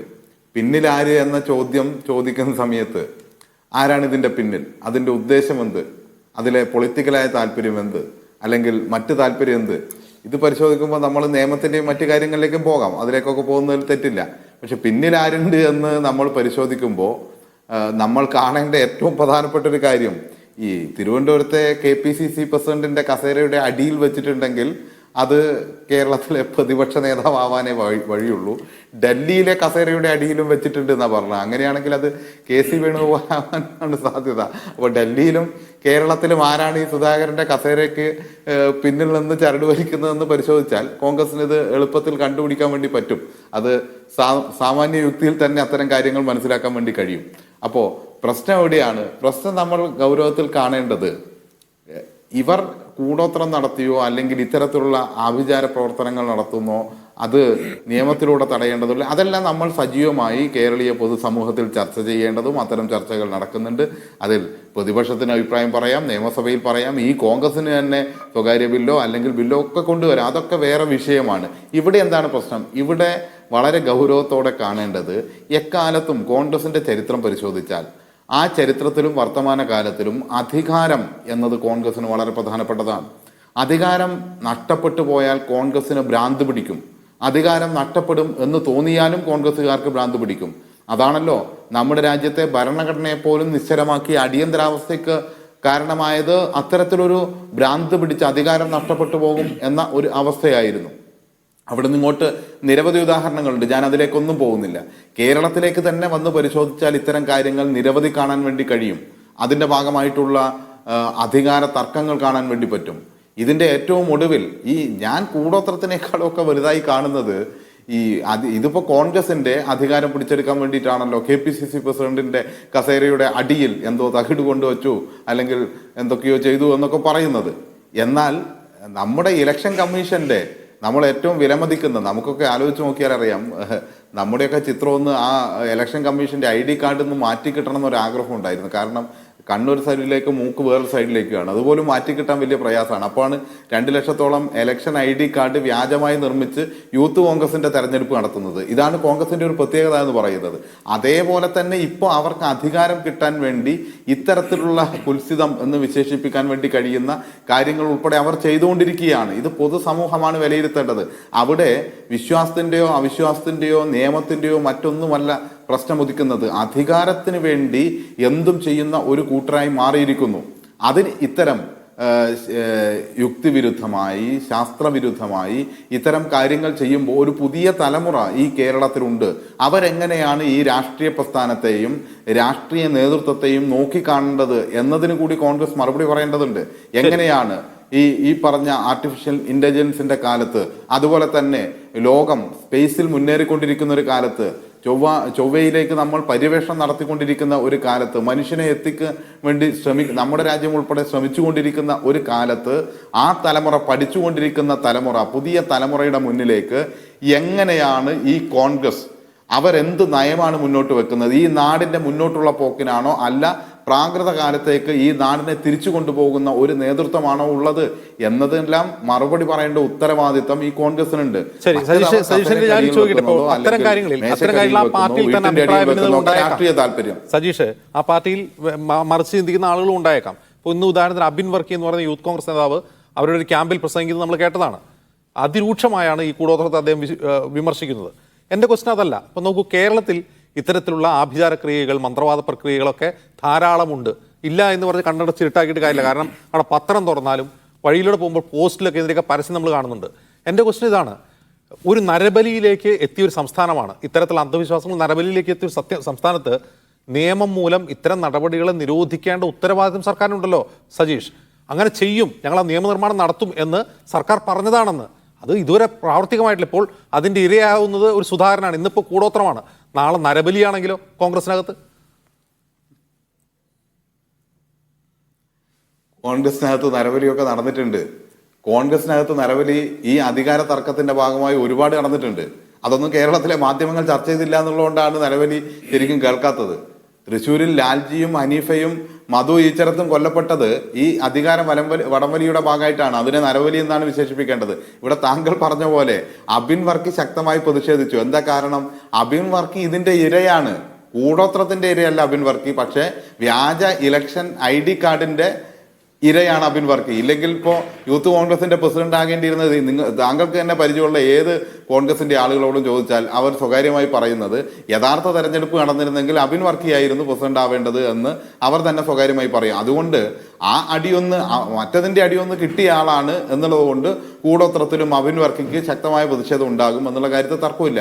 ഇവിടെ നമ്മൾ കാണേണ്ടത് ഈ കോൺഗ്രസ് ഇങ്ങനെ ആയതിനെ നിയമനിർമ്മാണത്തിലൂടെ തടസ്സപ്പെടുത്തേണ്ട കാര്യമൊന്നുമില്ല. അല്ലെങ്കിൽ നിയമമില്ലാത്തതുകൊണ്ടാണ് ഈ സുധാകരന്റെ കസേരക്കടിയിലും ഡൽഹിയിലെ കസേരക്കടിയിലും അതുപോലെ തന്നെ വീട്ടിലുമൊക്കെ ഈ കാര്യങ്ങൾ നടന്നത് എന്നതിൽ ഒരു അർത്ഥവുമില്ല. ഇന്ത്യൻ ഭരണഘടന ഇത്തരം കാര്യങ്ങളെയെല്ലാം പ്രതിരോധിക്കാൻ ശക്തമാണ് എന്നുള്ള കാര്യത്തിൽ തർക്കമില്ല. അത് ഇവർക്കാർക്കും അറിയാത്തതല്ല. അതാണല്ലോ താങ്കൾ നേരത്തെ ഈ ഭരണഘടനാ പദവി തന്നെ വഹിക്കുന്ന, ഭരണഘടന തൊട്ട് സത്യപ്രതിജ്ഞ ചെയ്ത 2 പേരാണല്ലോ ഇതെല്ലാം ചെയ്തത് എന്ന ചോദ്യം താങ്കളുടെ ചർച്ചയിൽ അജിൻസ് തന്നെ ആദ്യഘട്ടത്തിൽ തന്നെ ചോദിച്ചു. കാരണം ഭരണഘടനയുണ്ട്, നിയമങ്ങളുണ്ട്, നിലവിലുള്ള നിയമങ്ങൾ തന്നെ ധാരാളമാണ്. പക്ഷേ അധികാരത്തിന്റെ വല്ലാത്തൊരു ദുര തലയ്ക്ക് കയറി കഴിഞ്ഞാൽ പിന്നെ അവരെന്തു ചെയ്യും? നരബലിയും നടത്തും, വ്യാജ കാർഡും ഉണ്ടാക്കും, അടിയന്തരാവസ്ഥയും പ്രഖ്യാപിക്കും, ഭരണഘടനയും ഇല്ലാതാക്കും, അതിന്റെ വകുപ്പ് തന്നെ ഇല്ലാതാക്കും, ഈ പറഞ്ഞ എന്ത് ഉത്സവ പ്രവർത്തനവും നടത്തും. അങ്ങനെ ഒരു പ്രസ്ഥാനമാണ് കോൺഗ്രസ് എന്ന് പതിയെ എങ്കിലും ജനങ്ങൾക്ക് മനസ്സിലാവട്ടെ. ഈ പറഞ്ഞ ഈ വലതുപക്ഷത്തിന്റെ ജീർണത എത്രത്തോളമാണ് എന്ന് മനസ്സിലാവട്ടെ. അവർ ഇപ്പോൾ കിട്ടിക്കൊണ്ടിരിക്കുന്ന ഒരു പരിലാളനയുണ്ടല്ലോ, വലതുപക്ഷത്തിനാകെ കിട്ടിക്കൊണ്ടിരിക്കുന്ന ഒരു പരിലാളന, ആ പരിലാളനയിൽ അഭിരമിച്ച് നിൽക്കുകയാണ്. ജനങ്ങൾ ബോധ്യപ്പെട്ട് വരട്ടെ. എത്ര തന്നെ മറച്ചു വെച്ചാലും കോൺഗ്രസിന്റെ ജീർണത പുറത്തേക്ക് വരും എന്നതിന്റെ തെളിവായിട്ടാണ് ഇത്തരം കാര്യങ്ങളെല്ലാം വന്നുകൊണ്ടിരിക്കുന്നത്. ജനങ്ങൾ മനസ്സിലാക്കട്ടെ. ഈ പ്രസ്ഥാനമാണോ ഈ നാടിനെ മുന്നോട്ട് നയിക്കേണ്ടത്? ഇവരാണോ ഈ അധികാരത്തിന് വേണ്ടി എന്തും ചെയ്യുന്ന ഈ കൂട്ടർ? എന്തായിരിക്കും ഇനി നാളെ കാണിക്കാൻ വേണ്ടി പോകുന്നത് എന്നെല്ലാം നമുക്കറിയാം. അത് ജനങ്ങൾ മനസ്സിലാക്കും. അതാണ് ഇവിടെ പ്രധാനം. നിയമനിർമ്മാണവും കാര്യങ്ങളൊക്കെ അതിന്റെ വഴിക്ക് നടക്കും. അത് കോൺഗ്രസിന് അഭിപ്രായം ഉണ്ടെങ്കിൽ കോൺഗ്രസിന് നിയമസഭയിൽ പറയാവുന്നതേ ഉള്ളൂ.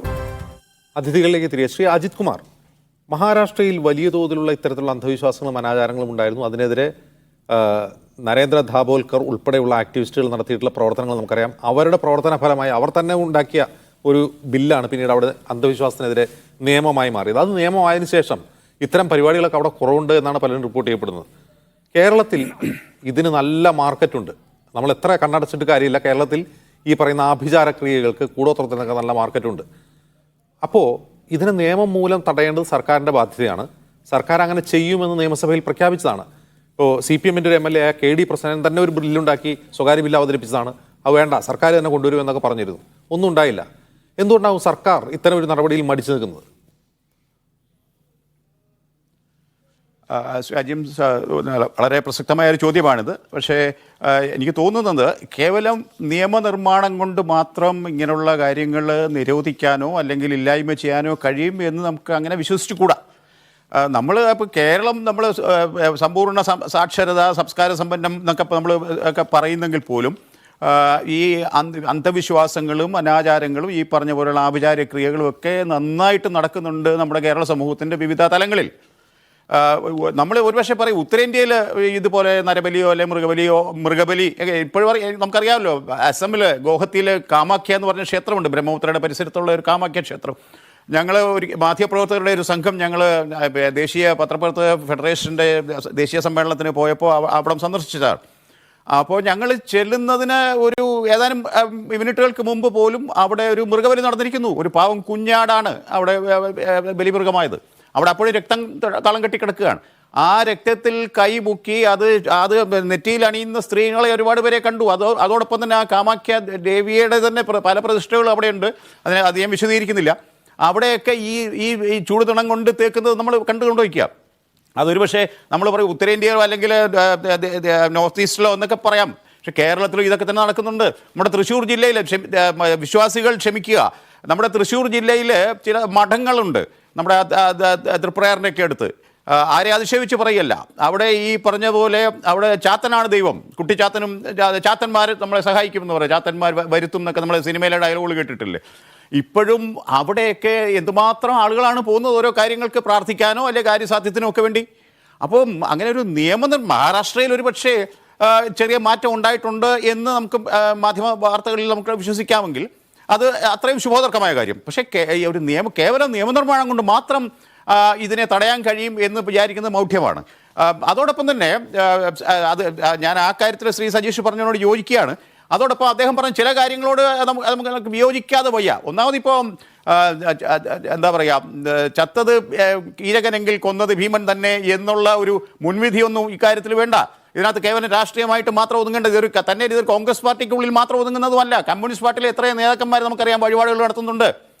പിന്നെ പൂമൂടൽ, മുട്ടറക്കൽ, അല്ലെങ്കിൽ ഇത് നേരത്തെ പറഞ്ഞ പോലെ പിന്നെ ശ്രീ സന്തോഷ് പറഞ്ഞ പോലെ ശത്രു സംഹാരം എന്ന് പറഞ്ഞാൽ ശത്രുവിനെ സംഹരിക്കാനല്ല, അവനവൻ്റെ ഉള്ളിലുള്ള ശത്രുവിനെ നിഗ്രഹിക്കാനാണെന്ന് പറയുന്നു. അങ്ങനെ തന്നെ വിശ്വസിച്ചോട്ടെ, അങ്ങനെ തന്നെ ആയിക്കോട്ടെ, അതാണ് നല്ലത്. മറ്റൊരാളെ നിഗ്രഹിക്കുന്നതിനേക്കാളും നല്ലത് സ്വന്തം ഈഗോയെ തകർക്കുക, അതായിരിക്കണം എന്ന് തന്നെ നമ്മൾ വിശ്വസിക്കുന്നു. അങ്ങനെ നന്നായിരിക്കട്ടെ. അപ്പോൾ ഇതൊക്കെ കമ്മ്യൂണിസ്റ്റുകാരുടെ ഇടയിലും മറ്റ് രാഷ്ട്രീയ പാർട്ടികളുടെ ഇടയിലും ഒക്കെ ഇങ്ങനെയുള്ള വിശ്വാസികളുണ്ട്, അന്ധവിശ്വാസികളുണ്ട്, അനാചാരം പിന്തുടരുന്നവരുണ്ട്, ഈ പറഞ്ഞ ദുരാചാരത്തിന് ചൂട്ടുപിടിക്കുന്നവരുണ്ട്. അപ്പോൾ ഇത് കേവലം ഒരു കോൺഗ്രസ്സിലെ, ഇപ്പം ഞാൻ മുമ്പേ പറഞ്ഞതുപോലെ ഈ ഭീമൻ്റെയും കീചകൻ്റെയും കാര്യം പറഞ്ഞ പോലെ ഇത് കെ സുധാകരനാണ് വിക്ടിമെങ്കിൽ ഇന്നാരായിരിക്കും ചെയ്തിരിക്കുക എന്ന്, അല്ലെങ്കിൽ ഡൽഹിയിലാണെങ്കിൽ ഇന്നാരാണ്, കണ്ണൂരാണെങ്കിൽ ഇന്നാരാണ്, അങ്ങനെയൊന്നും ഒരു മുൻവിധിയും വേണ്ട. ഇപ്പോൾ നേരത്തെ പറയുണ്ടായി ഇവിടെ കേരളത്തിലാണ് ഇത് ചെയ്തതെങ്കിൽ ഇവിടെ നമുക്കറിയാം കേരളത്തിൽ KPCC പ്രസിഡന്റും പ്രതിപക്ഷ നേതാവും ഒറ്റക്കെട്ടമായിട്ട് ഇരുമയ്യാണെങ്കിലും ഒരേ മനസ്സോടെ പ്രവർത്തിക്കുന്നതിൻ്റെ ഫലം, അല്ലെങ്കിൽ ഡൽഹിയിൽ കോൺഗ്രസിൻ്റെ സംഘടനാ സെക്രട്ടറിയും ഇവിടുത്തെ KPCC പ്രസിഡന്റും പ്രതിപക്ഷ നേതാവും മുൻ പ്രതിപക്ഷ നേതാവും അവരെല്ലാം കൂടി സംയുക്തമായിട്ട് അധ്വാനിച്ചതിൻ്റെ ഫലമാണല്ലോ ശ്രീ സജീഷ് ഇടതുപക്ഷത്തിനൊക്കെ ഇപ്പോൾ കേരളത്തിൽ ഉണ്ടായ ഏറ്റവും എന്താ പറയുക, ഏറ്റവും നമ്മുടെ പാർട്ടി പോലും ഇപ്പോൾ ആത്മപരിശോധന നടത്തിക്കൊണ്ടിരിക്കുന്ന ദയനീയമായ ഒരു പരാജയം, തെരഞ്ഞെടുപ്പ് പരാജയം. തെരഞ്ഞെടുപ്പാകുമ്പോൾ വിജയ പരാജയങ്ങളൊക്കെ ഉണ്ടാവും, സ്വാഭാവികമായിട്ടും അത് സ്വീകരിക്കാൻ നമ്മൾ ജനാധിപത്യ വിശ്വാസികൾ ബാധ്യസ്ഥരുമാണ്. ഇന്ന് ജയിച്ചവർ നാളെ പരാജയപ്പെടാം, തിരിച്ചും നമ്മൾ കണ്ടതാണ്. 2019 ലോക്സഭാ തെരഞ്ഞെടുപ്പിന് ശേഷം 2021 വന്ന നിയമസഭയിൽ നിയമസഭാ തെരഞ്ഞെടുപ്പിൻ്റെ ഫലം എന്തായിരുന്നു നമുക്കറിയാം. അപ്പോൾ അതങ്ങനെ കിടക്കും. പക്ഷേ ഇത് കേവലം കോൺഗ്രസ്സിലെ സുധാകരനാണെങ്കിൽ ഇത് പിന്നെ സതീശൻ ചെയ്തിട്ടുണ്ടാകും, ഡൽഹിയിലാണെങ്കിൽ ഇത് മറ്റൊരാൾ ചെയ്തിട്ടുണ്ടാകും, തിരുവനന്തപുരത്താണെങ്കിൽ ഇത് ഇനി മൂന്നാമതൊരാൾ ചെയ്തിട്ടുണ്ടാകും എന്നൊക്കെ പറയുന്നതിനകത്ത് അതൊക്കെ വെറും കേവലമായ രാഷ്ട്രീയമായ അങ്ങനെയുള്ളൊരു അടച്ചാക്ഷേപിക്കൽ പരിപാടിയാണ്. അത് നമുക്ക് അംഗീകരിക്കാൻ കഴിയില്ല. മറ്റൊന്ന്, ഞാൻ നേരത്തെ പറഞ്ഞതുപോലെ ശ്രീ സജീഷിൻ്റെ പാർട്ടിയിലുള്ള നേതാക്കന്മാരും പ്രവർത്തകരും ഒക്കെ ഇതുപോലെ എല്ലാവർക്കും അവനവൻ്റെ വിശ്വാസം പിന്തുടരാമെന്ന് ഉള്ള ഇതുണ്ട്. ഇപ്പോൾ നാട്ടിൻപുറങ്ങളിലൊക്കെ ഞാൻ നേരത്തെ തുടക്കത്തിൽ പറഞ്ഞ പോലെ ഞാൻ ഒരു നാട്ടിൻപുറത്ത് ജനിച്ചു വളർന്ന ആളാണ്. അവിടെയൊക്കെ ഇപ്പോൾ ക്ഷേത്ര കമ്മിറ്റികൾ പിടിമുറുക്കുകയാണ് അവിടുത്തെ പിന്നെ കമ്മ്യൂണിസ്റ്റ് സഖാക്കൾ. അപ്പം എന്ത് ദൈവവിശ്വാസത്തിൻ്റെ പേരിലാണ് ഈ ക്ഷേത്ര കമ്മിറ്റികൾ കൈയടക്കാനൊക്കെ ശ്രമിക്കുന്നത്? അത് പാർട്ടി വളർത്തുന്നതിൻ്റെ ഭാഗമാണെങ്കിൽ അത് ഓക്കെ, അത് പക്ഷേ അതിൽ ഈ പറഞ്ഞ പോലെ അതിൽ വിശ്വാസികളും അതിൽ കീഴ്പ്പെട്ടു പോവുകയാണ്. അപ്പോൾ കമ്മ്യൂണിസ്റ്റ് പാർട്ടിക്കാരെല്ലാം നിരീശ്വരവാദികളാണെന്നോ യുക്തിവാദികളാണെന്നോ ഒന്നും ആരും അവകാശപ്പെടണ്ട. കമ്മ്യൂണിസ്റ്റ് പാർട്ടിക്കുള്ളിലും വിശ്വാസികളുണ്ട്, ശബരിമലയ്ക്ക് പോകുന്നവരുണ്ട്, നോയമ്പ് നോക്കുന്നവരുണ്ട്, എല്ലാ മതത്തിലും ഉണ്ട്, എല്ലാ മതവിശ്വാസികളും ഉണ്ട്. അപ്പോൾ ഇത് കേവലം ഒരു കോൺഗ്രസിൻ്റെ പ്രശ്നമായിട്ട് മാത്രം ഇതിനെ കാണുകയോ അല്ലെങ്കിൽ ഇതിന് കോൺഗ്രസ്സുകാരെ മാത്രം അടച്ചാക്ഷേപിക്കുകയോ ചെയ്യുന്നതിൽ ഒരു കാര്യമില്ല. പിന്നെ നേരത്തെ പറഞ്ഞ നിയമനിർമ്മാണം നമ്മളെ ഇതിൽ നിന്ന് പിന്തിരിപ്പിക്കാൻ പര്യാപ്തമാകും തോന്നുന്നില്ല. ഒരുപക്ഷേ കുറച്ചുകൂടിയൊക്കെ ഒരു സമൂഹത്തിൽ കുറച്ചുകൂടി ഒരു അവബോധം ഉണ്ടാക്കണം. പുതിയ തലമുറ പോലും ഇതിൽ പലരും ഇതിൽ ഒരുപക്ഷെ ഇങ്ങനെയുള്ള അനാചാരങ്ങളിൽ ഒരു താല്പര്യപ്പെടുന്നവരുണ്ടാകാം. നമുക്കറിയാം തിരുവനന്തപുരത്ത്, ഞാനിപ്പോൾ തിരുവനന്തപുരം സ്റ്റുഡിയോയിലാണല്ലോ ഇരിക്കുന്നത്, തിരുവനന്തപുരത്ത് സിറ്റിക്കകത്ത് നന്ദൻകോട് എന്ന് പറഞ്ഞ സ്ഥലത്ത് ബിടെക് പാസ്സായ ഒരു യുവാവാണ് സ്വന്തം അച്ഛനെയും അമ്മയും സഹോദരിയൊക്കെ ഇല്ലായ്മ ചെയ്യുന്നത്.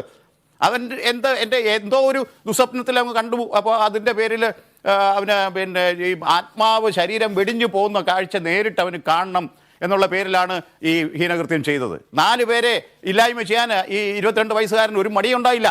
അത് മനോരോഗം എന്ന് വേണമെങ്കിൽ പറയാം. പക്ഷേ അവിടെയും പുതിയ തലമുറയാണ്. അവിടെ ഈ പറഞ്ഞതുപോലെ ഇതൊക്കെ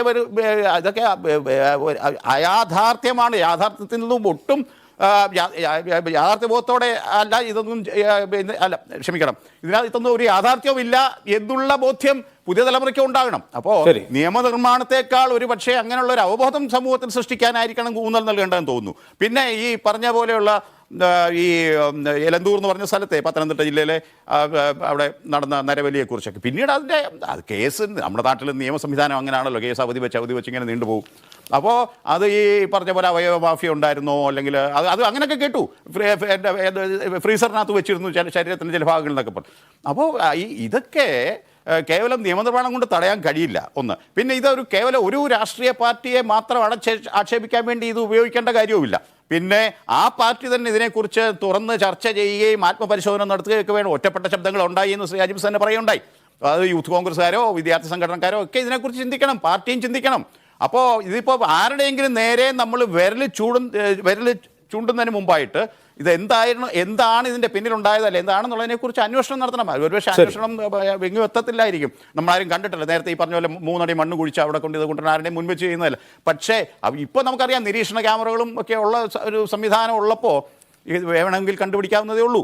അപ്പോൾ ഇത് കേവലം ഒരു കോൺഗ്രസിൻ്റെ ഇതിനെ നമുക്ക് ന്യായീകരിക്കാൻ കഴിയില്ല.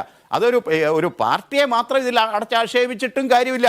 സമൂഹത്തിന്റെ പൊതുവായ ഒരു ബോധം, തീർച്ചയായിട്ടും സമൂഹത്തിന്റെ ഒരു പൊതുവായ ബോധം തന്നെ പ്രശ്നമാണ്. അതിന് ധാരാളം കേസ് ഉണ്ടാകുന്നത് ഒരു ഭീഷണിയാണ്. ശ്രീ സന്തോഷ് നായർ, ഒരു നിയമനിർമ്മാണത്തിലൂടെ ഈ ആഭിചാരക്രിയകളെ, ബ്ലാക്ക് മാജിക്കിനെ ഒക്കെ നിയന്ത്രിക്കാൻ കഴിയുമോ? ആൾദൈവങ്ങളെ കൂടി നിയന്ത്രിക്കാൻ, കാരണം ആൾദൈവങ്ങൾക്കെതിരെ കൂടിയാണ് നിയമനിർമ്മാണം വേണമെന്നാണ് പല കോണിൽ നിന്നുള്ള ആവശ്യം. ഇങ്ങനെയൊക്കെ നിയന്ത്രിക്കാൻ കഴിയുമോ? അതിൽ ഈ നല്ല മന്ത്രവാദം ഏത്, ചീത്ത മന്ത്രവാദം ഏത്, നല്ല ജ്യോതിഷിയാർ, ഈ കൂടോത്രം ചെയ്യുന്ന ജ്യോതിഷിയാർ, ഉപദേശിക്കുന്ന ജ്യോതിഷിയാർ എന്നൊക്കെ നിയമം മൂലം എങ്ങനെ ഡിഫറൻഷിയേറ്റ് ചെയ്യും? നോക്കൂ, ഞാൻ റിലയൻസിൻ്റെ എഞ്ചിനീയറായിട്ട് ഗുജറാത്തിലുണ്ടായിരുന്നതാണ് 95 കാലഘട്ടത്തിൽ. അപ്പം നിരോധനം കൊണ്ട് ഒന്നും നമുക്ക് ശരിയാക്കാൻ പറ്റില്ല. ചാരായം അവിടെ നിരോധിച്ചു.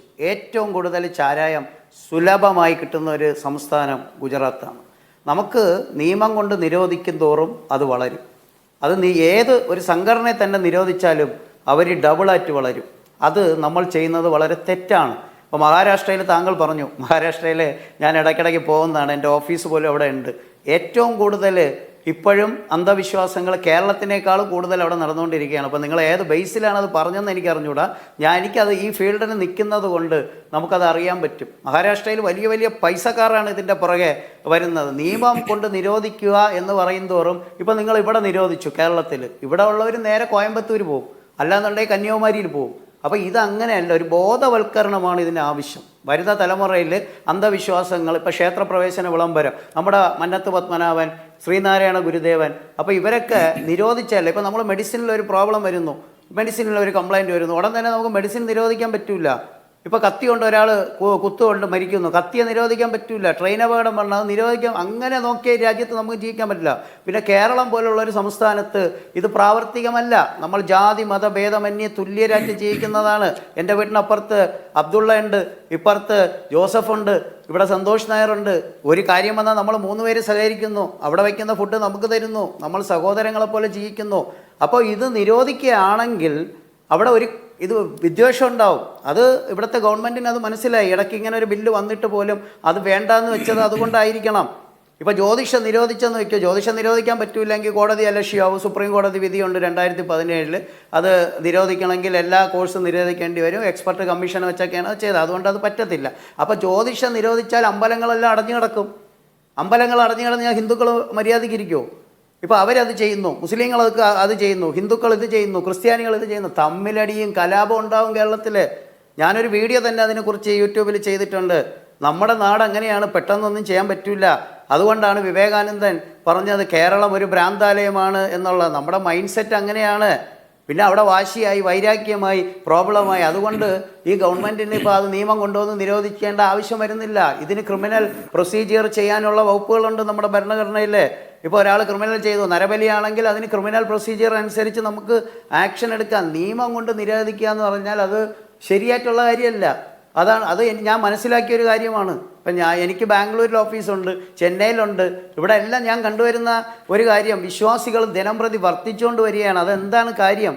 വിശ്വാസികൾ അവർക്ക് ദാരിദ്ര്യം, ബുദ്ധിമുട്ട്, ടെൻഷൻ, പ്രയാസം, ശത്രുക്കൾ, ഈഗോ, ജലസി, മറ്റുള്ളവനേക്കാൾ എനിക്ക് വലുതാവണം, ഇങ്ങനെയൊക്കെ ഉള്ള ഒരു സ്വഭാവം നമ്മളിൽ വരികയാണ്.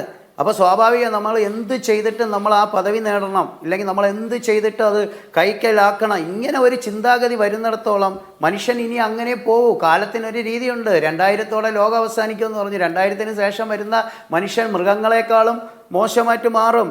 അപ്പം നമ്മളത് മനസ്സിലാക്കണം. നമ്മൾ കാണുന്നത് ശരിയാവണമെന്നില്ല, നമ്മൾ കേൾക്കുന്നത് ശരിയാവണമെന്നില്ല. ഇതിനകത്തൊക്കെ എന്തെങ്കിലും കാര്യങ്ങൾ ഉള്ളതായിരിക്കും. ഇപ്പോൾ കുഴിച്ചൊക്കെ വെച്ചു എന്ന് പറഞ്ഞാൽ ഒരിക്കലും വിശ്വസിക്കാൻ പറ്റാത്തൊരു കാര്യമാണ്. 3 അടിയൊക്കെ കുഴിച്ചു വയ്ക്കുക എന്ന് പറഞ്ഞാൽ അതിൻ്റെ ഒരു പാട് പോലും ഇല്ലാതിരിക്കാൻ ഇതെന്തോ ഇങ്ങനെ ശൂന്യാകാശത്ത് നിന്ന് ഭസ്മം എടുക്കും പോലെയാണോ? അല്ല. അപ്പോൾ അതിനകത്ത് എന്തോ ഒരു ട്രിക്സ് അല്ലെങ്കിൽ എന്തോ ഒരു ലാഭം എന്നൊക്കെ ഉള്ളത് കാണും. പിന്നെ വിശ്വാസികളാണ്. ഇപ്പോൾ ശബരിമലയിൽ മകരവിളക്ക് കൊളുത്തി കാണിക്കണമെന്ന് പറഞ്ഞിട്ട് ശബരിമലയിൽ 5 ലക്ഷം പേര് കൂടിയതേ ഉള്ളൂ. അപ്പം നിങ്ങളത് ആലോചിക്കണം. നിങ്ങൾ വിപരീതമായിട്ട് പറയുമ്പോൾ അവിടെ വീണ്ടും വളർച്ച ഉണ്ടാവുകയാണ്. അപ്പം നമ്മൾ നിയമം കൊണ്ടുവന്നുള്ള സ്ഥിതി ആലോചിച്ച് നോക്കിയേ. ഒന്ന് കേരളത്തിൻ്റെ സമാധാനം നഷ്ടപ്പെടും. രണ്ടാമത് ഇന്ന് മിത്രങ്ങളായിരിക്കുന്ന നമ്മൾ ശത്രുക്കളായിട്ട് മാറും. ഇപ്പോഴും അങ്ങനെയൊക്കെ പൊയ്ക്കൊണ്ടിരിക്കുകയാണ്. അതൊന്നും വരാൻ പാടില്ല. അപ്പം ഞാനൊരു ജ്യോതിഷിയാണ്, ഒരു സാമൂഹ്യ പ്രവർത്തകനാണ്. അപ്പോൾ എൻ്റെ അടുത്ത് എല്ലാ പേരും വരും. മുസ്ലിങ്ങൾ വരും, ക്രിസ്ത്യാനികൾ വരും, ഹിന്ദുക്കൾ വരും. അവർക്കെല്ലാം എന്നെ ഇഷ്ടമാണ്. അപ്പം എൻ്റെ കൈ നോക്കിയാൽ അറിയാം, അള്ളാഹു ഉണ്ട്, ഈശോ ഉണ്ട്, മഹാദേവനുണ്ട്. അപ്പോൾ നമ്മൾ അങ്ങനെ ബോധവൽക്കരിക്കണം. നമ്മൾ മനുഷ്യരാണ് എന്നുള്ളൊരു കൺസെപ്റ്റ് നമ്മളിൽ വരണം. അല്ല ഒരു നിയമം കൊണ്ടുവന്നു, നിയമം അവിടെ നിൽക്കട്ടെ, നിയമമൊക്കെ അനുസരിക്കും. ഇപ്പോൾ സിഗരറ്റ് വലിക്കാൻ പാടില്ല എന്ന് പറഞ്ഞ് നിയമമുണ്ട്. എത്ര പേര് സിഗരറ്റ് വലിക്കുന്നുണ്ട്? മനുഷ്യൻ അനുസരിക്കണം, അപ്പോഴാണ് വരുന്നത്. അപ്പോൾ അവൻ സ്വയം അത് മനസ്സിലാക്കണം. മനുഷ്യൻ വിചാരിച്ചാൽ നടക്കും. കൊറോണയുടെ സമയത്ത് നമ്മുടെ നാട്ടിൽ ആരും ചാരായം കുടിച്ചിട്ടില്ല, അതിൻ്റെ ലഭ്യത ഇല്ല. ആൻറ്റിയോപ്ലാസ്റ്റി നടന്നിട്ടില്ല.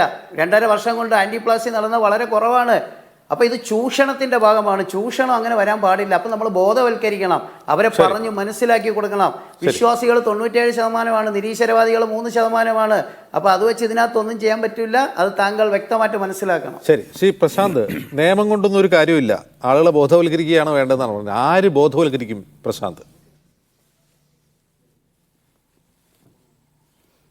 ഇത് വളരെ അദ്ദേഹം പറഞ്ഞ ഉദാഹരണങ്ങൾ തന്നെ ഒന്ന് ആലോചിച്ച് നോക്കി. ചാരായം നിരോധിച്ചാൽ എല്ലാവരും ചാരായം കുടിക്കാത്തതുകൊണ്ട് ചാരായം നിരോധിക്കുന്നതുകൊണ്ട് ഗുണമില്ല. അല്ലെങ്കിൽ ക്ഷേത്രപ്രവേശന വിളംബരം നടത്തുന്ന കാലത്തും ഇതേ വാദങ്ങൾ ഉന്നയിക്കാമല്ലോ. വൈക്കം സത്യാഗ്രഹവുമായി ബന്ധപ്പെട്ട് എത്ര അടിയും കലാപങ്ങളും നടന്നു. അതുകൊണ്ട് ക്ഷേത്രപ്രവേശന വിളംബരം വേണ്ട എന്ന് പറയാൻ പറ്റുമോ? ഞാൻ പറയട്ടെ സുഹൃത്തെ, ഞാൻ പറയട്ടെ. അപ്പോൾ ഈ പറഞ്ഞ പോലെ കത്തി നിരോധിക്കാൻ പറ്റില്ല. അതുകൊണ്ട് കത്തി കൊണ്ട് നമുക്ക് ഉപകാരപ്രദമായ കാര്യങ്ങളുണ്ട്. മന്ത്രവാദം കൊണ്ട് നമുക്ക് എന്താണ് ഉപകാരപ്രദമായിട്ടുള്ള കാര്യമുള്ളത്? മന്ത്രവാദം കൊണ്ട് 2 കാര്യങ്ങളാണ് ചെയ്യാൻ പറ്റുക. ഒന്നില്ലെങ്കിൽ നമുക്ക് ഒരാളെ ഇല്ലാതാക്കാൻ വേണ്ടിയിട്ടുള്ള മന്ത്രവാദമോ അല്ലെങ്കിൽ അയാളെ അപായപ്പെടുത്താൻ, ഇപ്പോൾ നമ്മൾ കണ്ടതുപോലെയുള്ള കൂടോത്രം, അല്ലെങ്കിൽ അതിൻ്റെ പരിഹാരക്രിയകൾ. ഈ 2 കാര്യങ്ങളാണ് മന്ത്രവാദം കൊണ്ട് ചെയ്യാൻ പറ്റുള്ളൂ. അല്ലാതെ വേറെ കാര്യങ്ങളൊന്നും ചെയ്യാൻ പറ്റില്ലല്ലോ. അപ്പോൾ അത് രണ്ടും പരസ്പരം അങ്ങോട്ടും ഇങ്ങോട്ടും ചെയ്യാമെന്നുള്ളതല്ലാതെ നമുക്ക് മനുഷ്യരാശിക്ക് പൂർണ്ണമായും ഗുണം കിട്ടുന്ന എന്തെങ്കിലും ഒരു കാര്യം, കത്തി പോലെ നമുക്ക് പച്ചക്കറി അരിയാൻ എന്ന് പറയുന്ന പോലെ ഒരു സാധനം പോലും നമുക്ക് മന്ത്രവാദം കൊണ്ട് ചെയ്യാൻ പറ്റില്ല. ഞാൻ വേറൊരു കാര്യത്തിലേക്ക് വരികയാണെന്നുണ്ടെങ്കിൽ തന്നെ ഈ നമ്മൾ നോർത്ത് ഇന്ത്യയിലൊക്കെ ഒന്നും പോകേണ്ട കാര്യമില്ല. നമ്മളിവിടെ ചെങ്ങന്നൂർ പോയാൽ തന്നെ കാമാഖ്യ പോലെ ദേവിക്ക് മാസമുറ ഉണ്ടാവുന്ന ആ തുണി ലേലം ചെയ്ത് വിറ്റുപോകുന്ന വിശ്വാസങ്ങൾ നമ്മുടെ ഇവിടെയുണ്ട്. അപ്പോൾ പക്ഷെ മനസ്സിലാക്കേണ്ട ഒരു കാര്യം, പലപ്പോഴും പ്രബുദ്ധം എന്ന് പറയുന്ന കേരളത്തേക്കാൾ ഇന്ന് അന്ധവിശ്വാസ നിയമങ്ങളുള്ള സംസ്ഥാനങ്ങൾ ബീഹാർ, അതുപോലെ മഹാരാഷ്ട്ര, കർണാടക തുടങ്ങിയ സംസ്ഥാനങ്ങളാണ്. ഇതിൽ ബീഹാറിൽ ഈ വിച്ച് ക്രാഫ്റ്റ്, അതായത് ദുർമന്ത്രവാദിനികൾ എന്ന് പറഞ്ഞ് കൊല്ലുന്നതിനെതിരെയൊക്കെയാണ് അവർ അവിടെ നിയമം കൊണ്ടുവന്നത്. അതിന് വേണ്ടിയിട്ടാണ് അവർ കൂടുതൽ കൊണ്ടുവന്നത്. അപ്പോൾ ആ സംസ്ഥാനങ്ങൾക്കടക്കം ഇത് കൊണ്ടുവരണമെന്ന് തോന്നുന്ന സ്ഥലത്ത്, കേരളം പോലുള്ള ഒരു സ്ഥലത്ത് ഈ 2021 ഒരു ബില്ല് അവതരിപ്പിക്കുകയും അത് ഇതുവരെ ഒരു ചർച്ചയ്ക്ക് പോലും എടുക്കാൻ കഴിയാത്തതിൽ നിന്നും CPM പോലെയുള്ള വിപ്ലവം എന്ന് പറയാവുന്ന, അല്ലെങ്കിൽ പുരോഗമനം എന്ന് പറയുന്ന, അല്ലെങ്കിൽ ലെഫ്റ്റ് എന്ന് അവർ അവകാശപ്പെടുന്ന പാർട്ടികൾക്കൊന്നും ഒഴിഞ്ഞു മാറാൻ പറ്റില്ല എന്നുള്ള കാര്യം നമ്മൾ പറയാതിരിക്കാൻ വയ്യ. കാരണം അത് പറഞ്ഞേ പറ്റൂ. അവർക്ക് കൊണ്ടുവരാവുന്നതേ ഉള്ളൂ. ഇനി നിയമം കൊണ്ട് എന്തെങ്കിലും ഗുണമുണ്ടോ എന്നുള്ളതാണ്. നിയമം കൊണ്ട് ഒറ്റയടിക്ക് ഒരു രാത്രി, ഞാൻ ഇതിനു മുമ്പും സംസാരിച്ചിട്ടുള്ള ഒരു കാര്യമാണ്, ഒരു രാത്രി കൊണ്ടല്ല നിയമം കൊണ്ട് മാറ്റം പറ്റുക. പക്ഷെ നിയമം ഒരു നമുക്കൊരു ലെജിറ്റിമസി തരികയാണ്, ഒരു സാധുത തരികയാണ് നമുക്ക് ആ നിയമത്തെ. ഇപ്പോൾ പുകവലി ഒറ്റ ദിവസം കൊണ്ട് തീരില്ല. അവർ ഒളിച്ചും പാത്തും ഒക്കെ പുകവലിക്കുമായിരിക്കും, കടകളുടെ മറകളിലൊക്കെ ഇന്ന് പുകവലിക്കുമായിരിക്കും. പക്ഷേ പബ്ലിക് സ്പേസിൽ പുകവലിക്കരുത് എന്നുള്ള, പൊതുസ്ഥലത്ത് പുകവലിക്കരുത് എന്നുള്ള ഒരു കാര്യം ജനങ്ങളുടെ ഉള്ളിലേക്ക് ആഞ്ഞിറങ്ങുന്നു. അത് ഒരു പരിധിവരെ പുകവലിയെ വിരുദ്ധമായി അത് വർക്ക് ചെയ്യും. ബോധവൽക്കരണവും വേണം. 3% വരുന്ന യുക്തിവാദികൾ ഇത് തന്നെയാണ് ബോധവൽക്കരിക്കാൻ ശ്രമിക്കുന്നത്. ഈ പ്രവർത്തനം കുറവായതുകൊണ്ടാണ്. അപ്പം ഇത് പക്ഷേ യുക്തിവാദികളുടെ മാത്രം ആവശ്യമാണോ ഈ ബോധവൽക്കരണം എന്ന് പറയുന്നത്? ഈ ജ്യോത്സ്യം എന്ന് പറയുന്ന ഒരു സംഗതി പലപ്പോഴും നേരത്തെ പറഞ്ഞതുപോലെ ഒരു ഗേറ്റ് വേ ആണ് പലതിലേക്ക്. നിങ്ങളുടെ വിശ്വാസം ആശ്വാസമായും അല്ലാതെ മാറുന്ന ഒരു സന്ദർഭമാണ് നമ്മൾ ഇതുപോലെയുള്ള സ്ഥലങ്ങളിൽ കാണുന്നത്. എനിക്ക് കൃത്യമായി ഇദ്ദേഹം പറയുന്ന പോലെ ഈ ആളുകളുടെ ഉള്ളിൽ നിന്ന് ഇതിനെതിരെ, വിശ്വാസത്തിനെതിരെ സംസാരിച്ചുകൊണ്ട് ആരെങ്കിലും വന്ന് ഇതിനെയൊക്കെ എതിർത്ത് സംസാരിക്കുമെന്ന്. കാരണം വിവേകാനന്ദന് സാധിച്ചില്ല. അദ്ദേഹം വിവേകാനന്ദനെ കോട്ട് ചെയ്തു. വിവേകാനന്ദൻ പറഞ്ഞൊരു കാര്യമുണ്ട്, പുറത്ത് കറങ്ങിക്കൊണ്ടിരിക്കുന്ന ചില ഗ്രഹങ്ങളാണ് നിങ്ങളുടെ വിധിയെ തീരുമാനിക്കുന്നതെങ്കിൽ ആ ഗ്രഹങ്ങളെ നിർമ്മാർജ്ജനം ചെയ്യാൻ, ആ ഗ്രഹങ്ങളെ എടുത്തു കളയാനാണ് എനിക്ക് ആഗ്രഹമെന്ന് പറഞ്ഞ വിവേകാനന്ദൻ പോലും സാധിക്കാത്ത കാര്യങ്ങൾ ഇനി വരുന്ന ആരെങ്കിലും ബോധവൽക്കരിച്ചുകൊണ്ട് മാറ്റുമെന്ന് വിശ്വസിക്കുക വളരെ ബുദ്ധിമുട്ടാണ്. നിയമം എപ്പോഴും ഒരു പിൻബലമാണ്. നമുക്ക് നിയമം അനുസരിച്ച് നമുക്ക് പല കാര്യങ്ങളും ചെയ്യാൻ ആവശ്യപ്പെടാനെങ്കിലും സാധിക്കുന്ന ഒരു രീതിയിലേക്ക് മാറാൻ പറ്റും എന്ന് തന്നെയാണ് ഞാൻ വിചാരിക്കുന്നത്. നമുക്ക് അവസാനിപ്പിക്കുന്നത് സജീഷ് കൈ കാണിച്ചുകൊണ്ടാണ്. സജീഷ് എന്താണ് പറയാനുള്ളത്? വളരെ പെട്ടെന്ന്. അല്ല, വളരെ പെട്ടെന്ന് തന്നെ പറയാം. ഒന്ന്, കോൺഗ്രസിന് വേണ്ടി സംസാരിച്ച സുഹൃത്ത് ഇത് ഇടതുപക്ഷത്തിൻ്റെയും കമ്മ്യൂണിസ്റ്റുകാരുടെയും ഒക്കെ തലയിലേക്ക് ഏറ്റുവെക്കാനാണ് ശ്രമിച്ചുകൊണ്ടിരിക്കുന്നത്. അതിൻ്റെ ആവശ്യം ഈ വിഷയത്തിനകത്തില്ല. അങ്ങനെ ചൂഴ്ന്ന് സഖാവ് കോടിയേരി ബാലകൃഷ്ണൻ അദ്ദേഹത്തിൻ്റെ ഷുഗർ നിയന്ത്രിക്കാനുള്ള യൂണിറ്റ് കൈത്തണ്ടയിൽ സ്ഥാപിച്ചത് പോലും ചില ക്യാമറയിൽ ഒപ്പിയെടുത്ത് ചില മാധ്യമങ്ങളിലൂടെ ചർച്ച ചെയ്തൊക്കെ നമുക്ക് ഓർമ്മയുണ്ട്. അങ്ങനെ ഓഡിറ്റ് ചെയ്യപ്പെടുന്ന പ്രസ്ഥാനമാണ് ഇടതുപക്ഷ പ്രസ്ഥാനങ്ങളും കമ്മ്യൂണിസ്റ്റ് പ്രസ്ഥാനങ്ങളും. ഇവിടെ പ്രശ്നം എന്താണ്? ഇവിടെ നിങ്ങൾ പറഞ്ഞ പോലെയല്ല വിഷയങ്ങൾ നിൽക്കുന്നത്. ഞങ്ങൾ ഇന്നയാളാണ് കൊന്നത്, ചത്തത് കീചകനെങ്കിൽ കൊന്നത് ഭീമൻ തന്നെ എന്നൊന്നും ഞങ്ങൾ പറയുന്നില്ല. പക്ഷേ KPCC പ്രസിഡന്റിന്റെ കസേരയുടെ അടിയിലും ഡൽഹിയിലെ കസേരയുടെ അടിയിലും ഒക്കെ കൊണ്ടുവെക്കണമെങ്കിൽ അതേതായാലും വേറെ ആരും ആയിരിക്കില്ല എന്ന് ന്യായമായും ആർക്കും സംശയിക്കാവുന്ന കാര്യമേ ഉള്ളൂ. പിന്നെ നിയമം കൊണ്ടും മറ്റും പരിഹരിക്കാൻ കഴിയുന്ന കാര്യമല്ല. വ്യാജ ചികിത്സ നിയമപരമായി നിരോധിച്ചതാണ്. ആ വ്യാജ ചികിത്സക്ക് കെ സുധാകരൻ മോൻസ് മാവുകലിന്റെ അടുത്ത് പോയല്ലോ. വ്യാജ ചികിത്സക്കല്ല പോയത്. സുധാകരനെയും കോൺഗ്രസ്സുകാരെയും ആകർഷിക്കുന്ന പല കാര്യങ്ങളുണ്ട്, പണമുണ്ട്, മറ്റ് പല കാര്യങ്ങളുണ്ട്. പിന്നെ സതീശനും സുധാകരനും ഒക്കെ ഒറ്റക്കെട്ടാണ്, അതുകൊണ്ട് വിജയം ഉണ്ടായിട്ടുണ്ട് എന്നൊക്കെ താങ്കൾ വാദിച്ചുള്ളൂ. പക്ഷേ ഇവിടെ നിയമനിർമ്മാണത്തിന്റെ കാര്യമൊക്കെ പറഞ്ഞല്ലോ. ഇപ്പോൾ നേരത്തെ സുധാകരൻ ശ്രീ സതീശനെ വിളിച്ച വാക്ക് ഒഴിവാക്കി കളയാൻ വേണ്ടി ഇനി നമുക്ക് മലയാളത്തിലെ നിഘണ്ടുവിൽ മാറ്റം വരുത്തിക്കൊണ്ട് കാര്യമൊന്നുമില്ല. അതുപോലെ തന്നെയാണ് ഇത് കോൺഗ്രസിനകത്തുള്ള അധികാര പ്രശ്നമാണ് എന്ന് കാണണം. പിന്നെ നേരത്തെ സുഹൃത്ത് ഘടനാപരമായ ഒരു തെറ്റ് ഇവിടെ ജ്യോതിഷി സംസാരിക്കുമുണ്ടായി. സ്വാമി വിവേകാനന്ദൻ കേരളത്തെ ഭ്രാന്താലയം എന്ന് വിളിച്ചത് എന്തിനാണ്? ഈ കാര്യങ്ങൾ കണ്ടിട്ടല്ല. പട്ടിയും പൂച്ചയും നടന്നു പോകുന്ന വഴിയിലൂടെ മനുഷ്യന് നടക്കാൻ അവകാശമില്ലാത്ത സവർണാധിപത്യത്തിന്റെ ഒരു കേരളം ഉണ്ടായിരുന്നു. ആ കേരളത്തെയാണ് നവോത്ഥാന പോരാട്ടങ്ങളിലൂടെയും കമ്മ്യൂണിസ്റ്റ് പോരാട്ടങ്ങളിലൂടെയും തകർത്തെറിയുകയും പിന്നീട് ഭൂമിയുടെ അവകാശികളായി മനുഷ്യരെ മാറ്റുന്ന 1957 എന്നുള്ളൊരു പ്രശ്നമുണ്ട്. അതോടൊപ്പം തന്നെ വളരെ പ്രധാനമാണ് നമ്മൾ കാണേണ്ടത്. ബ്ലാക്ക് മാജിക് ആണെങ്കിൽ, ദുർമന്ത്രവാദമാണെങ്കിൽ അതിന് നിയമം മൂലം തടയാൻ സർക്കാർ എന്തുകൊണ്ട് മടിക്കുന്നു എന്ന ക്വസ്റ്റ്യൻ ഈ ചർച്ചയുടെ അവസാനവും അവശേഷിക്കുകയാണ്. വളരെ നന്ദി ശ്രീ SK സജീഷ്, ശ്രീ അജിത് കുമാർ, ശ്രീ സന്തോഷ് നായർ, ശ്രീ പ്രശാന്ത്.